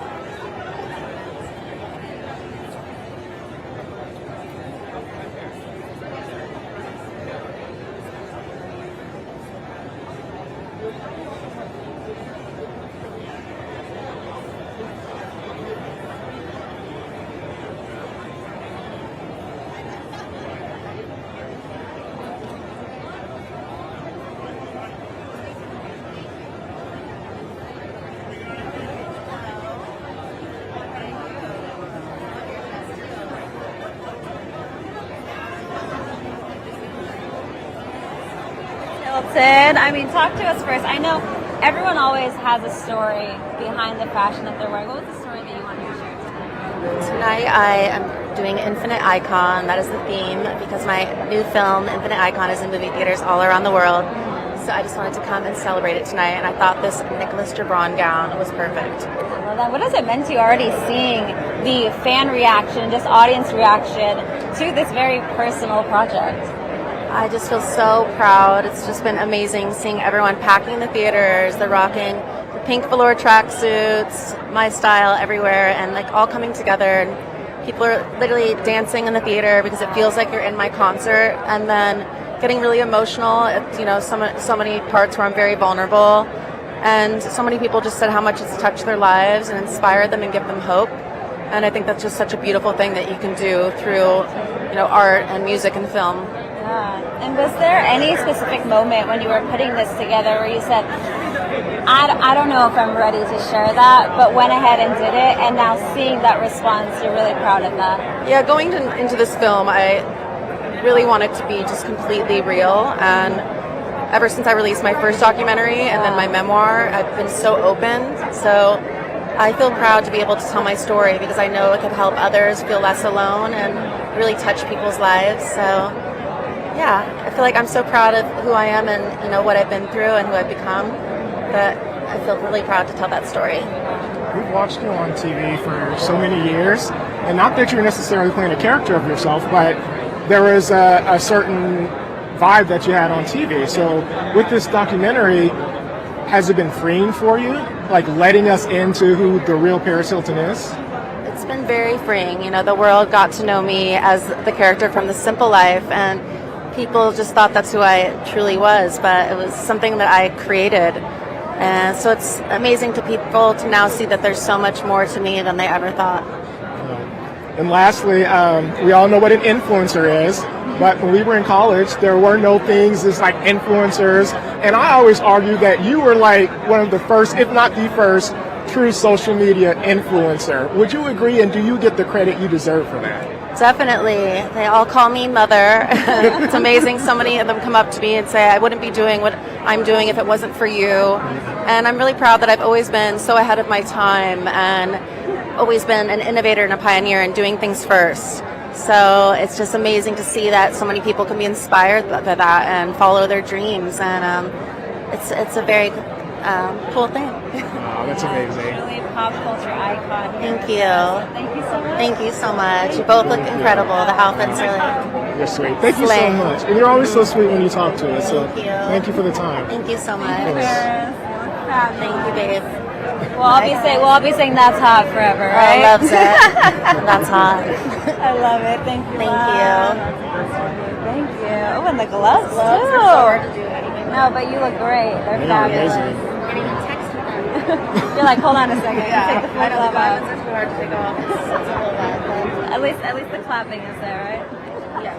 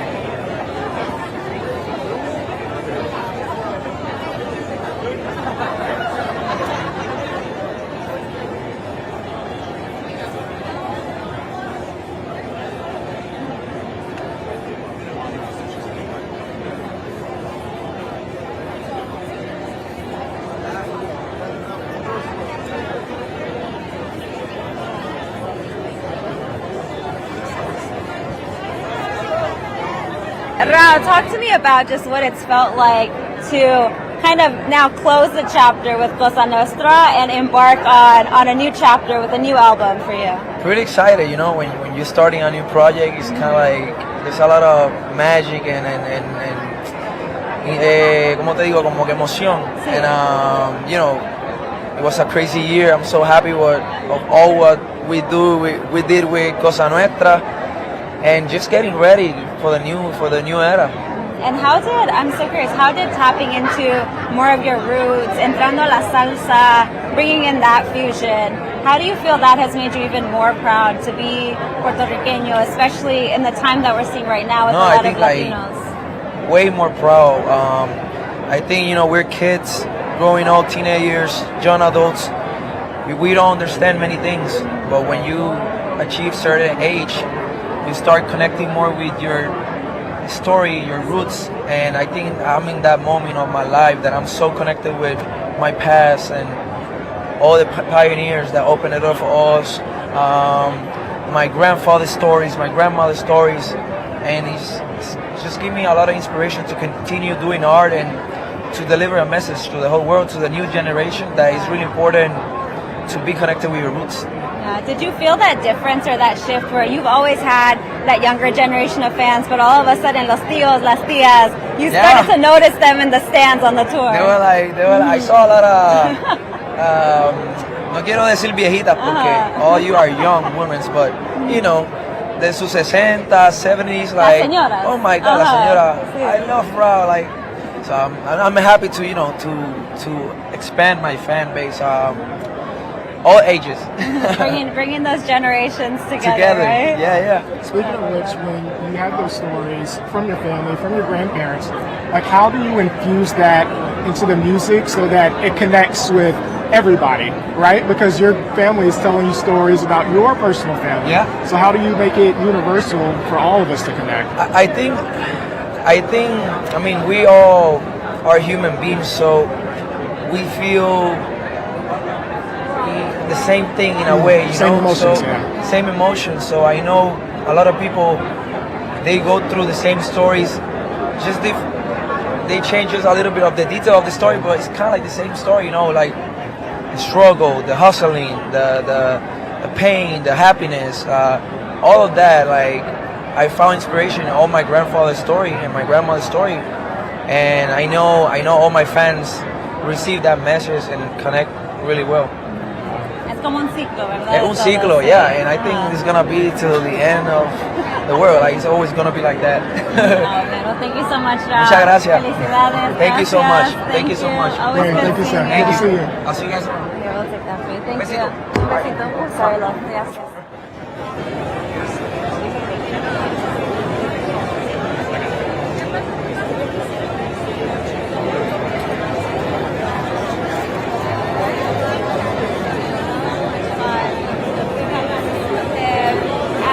Latin Grammys. We've spoken to him in studio as well, and so I just loved seeing him and seeing the Cosa Nuestra tour. I'm a big fan, if it's not obvious already. It was obvious, but you know what? I think he was, but I think he was a fan of yours too, and the fact that he continues to speak with you lets me know that like you connect with him, you know, and that you're obviously asking great questions and questions that other people aren't asking. You're getting to the heart of the music and the topic. So yeah, we'll give him his flowers, but I'm gonna give you your flowers too, because that doesn't always happen between, you know, the talent and the reporter or journalist. I mean, you as well. You as well. We've seen it here with a lot of these stars, but I mean, listen, I mean, we saw Rao's fashion absolutely killing it. We saw amazing artists here. Paris Hilton was just talking to us in a fabulous, fabulous dress.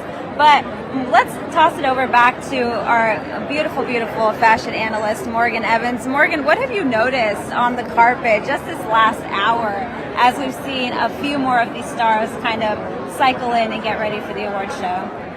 Yes, thanks so much, Leslie.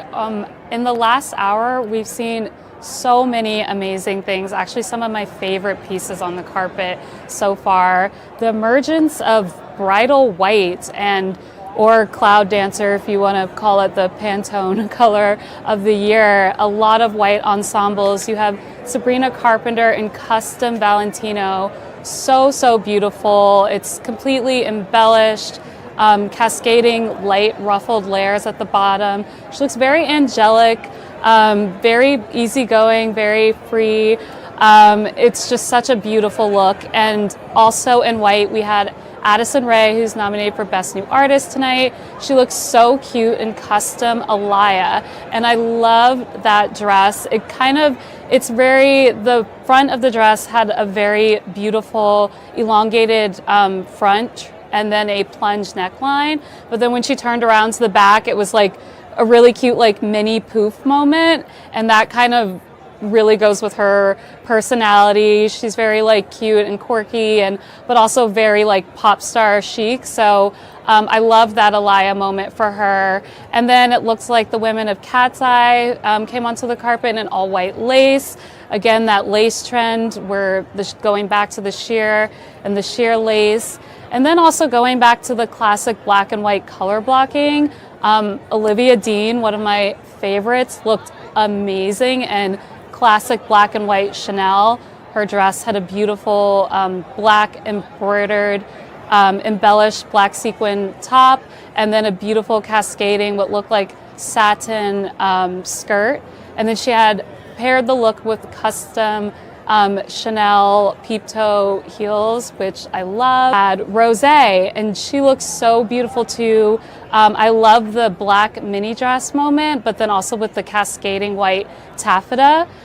Such a beautiful gown. That was custom Gabista Valley, which is just so stunning. And going back to earlier where we had talked a lot about the resurgence of 80s trends, I think Rosé's look was kind of cool, very like 80s revival. So yeah, we're loving the black and white tonight, and also a lot of white. You know, it's the bridal moments for everyone.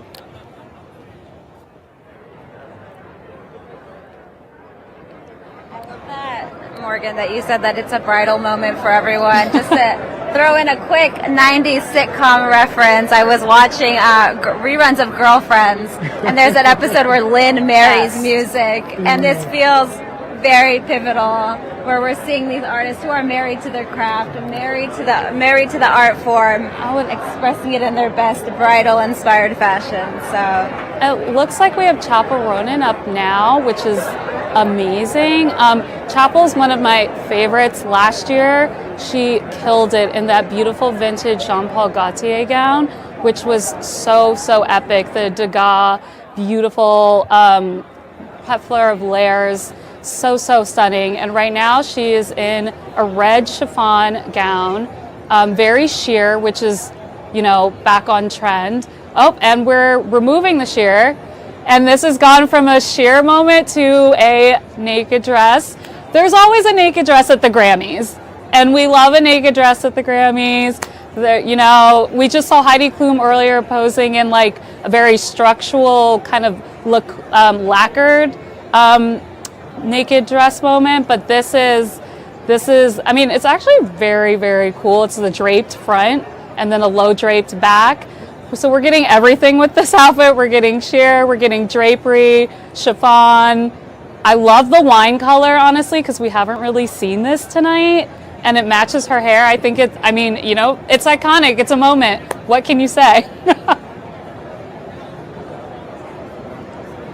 And it looks like they're still fixing it too.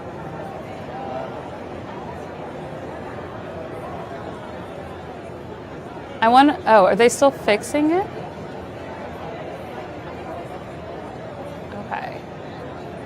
I mean, it looks like we're posing for a full moment, and it also looks like she has a full tattoo on her back. So there's actually a lot going on here. And you know what's really interesting? Chapel's really known for her makeup and her like over-the-top maquillage, and this is actually subdued for her. I mean, has on very beautiful blue eyeshadow, which I love, and also the 80s blush lines, which I do also love. But it looks like she's kind of letting the dress speak tonight as opposed to the makeup. So yeah, that was this is what we get at the Grammys. We're constantly surprised on this carpet.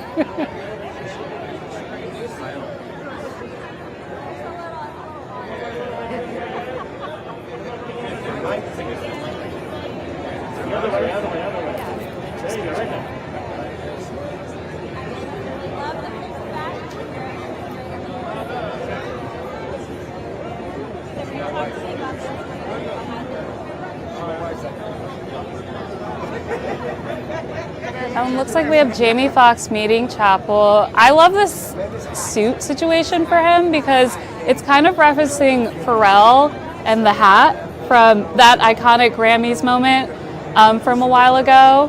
And I believe that's his daughter, Corinne. And she's back in the bridal white, which I love. She actually got married recently, so maybe she's... I get that too. I also just got married, so I feel like you stay in that bridal white moment for as long as you can. But yeah, this looks like this is a very different suit look that we've seen tonight. We've seen a lot of solid color suits, and I believe this is a Louis Vuitton suit. So this is like very fun. I wonder if Corinne's also wearing Louis Vuitton with them, but this is cool. But yes, I love everything we're seeing on the carpet right now. It's so fun.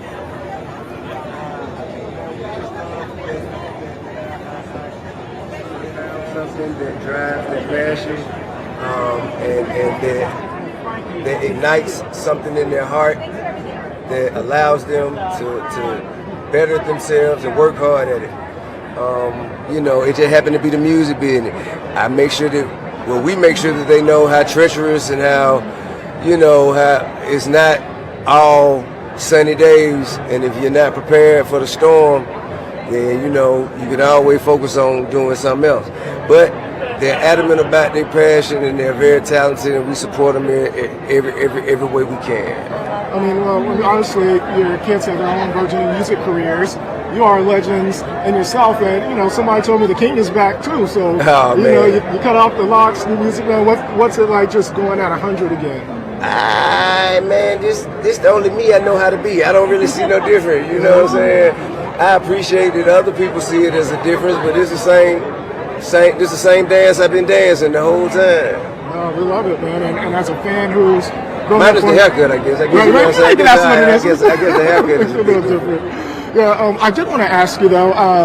Obviously, you have ties to Houston in terms of artists you work with, and we lost somebody. Houston lost a prominent DJ Michael Watts of the Swisher House. So, just your thoughts on that. I mean, man, the culture of Houston is so rich, and it has contributed so much to all of us. You know what I mean?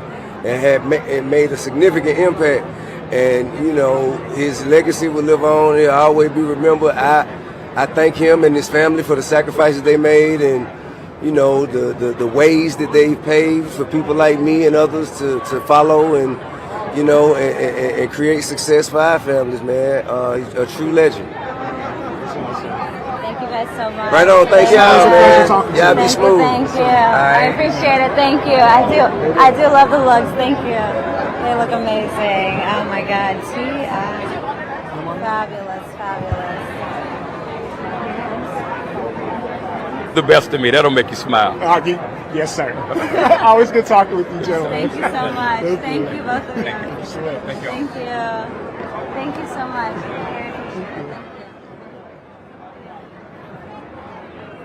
So cool. More icons, more legends, left and right, everybody.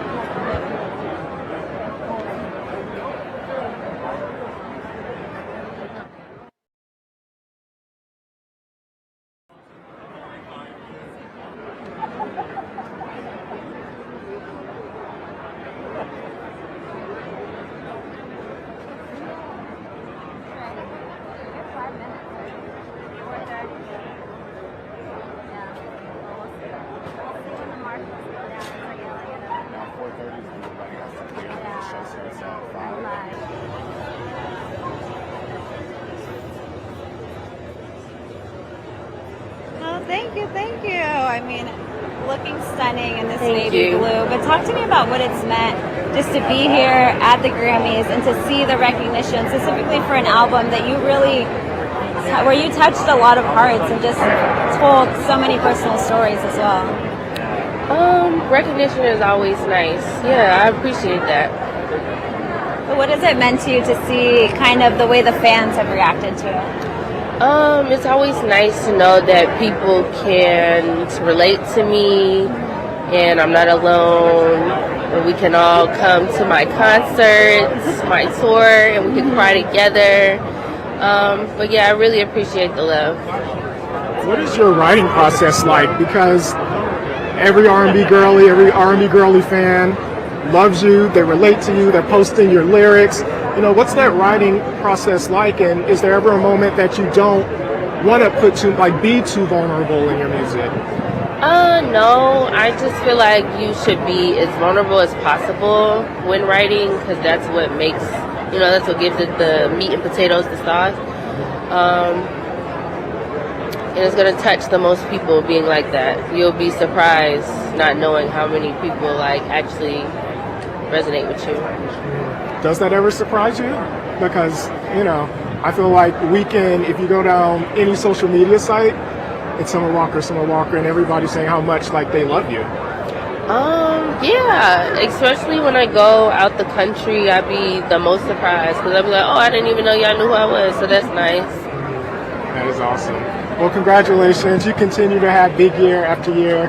Thank you. And you're one of my favorite artists. I'm glad I finally got to interview you. Thank you guys so much. Thank you. Okay, have a great day. Thank you so much. Appreciate it. Summer Walker.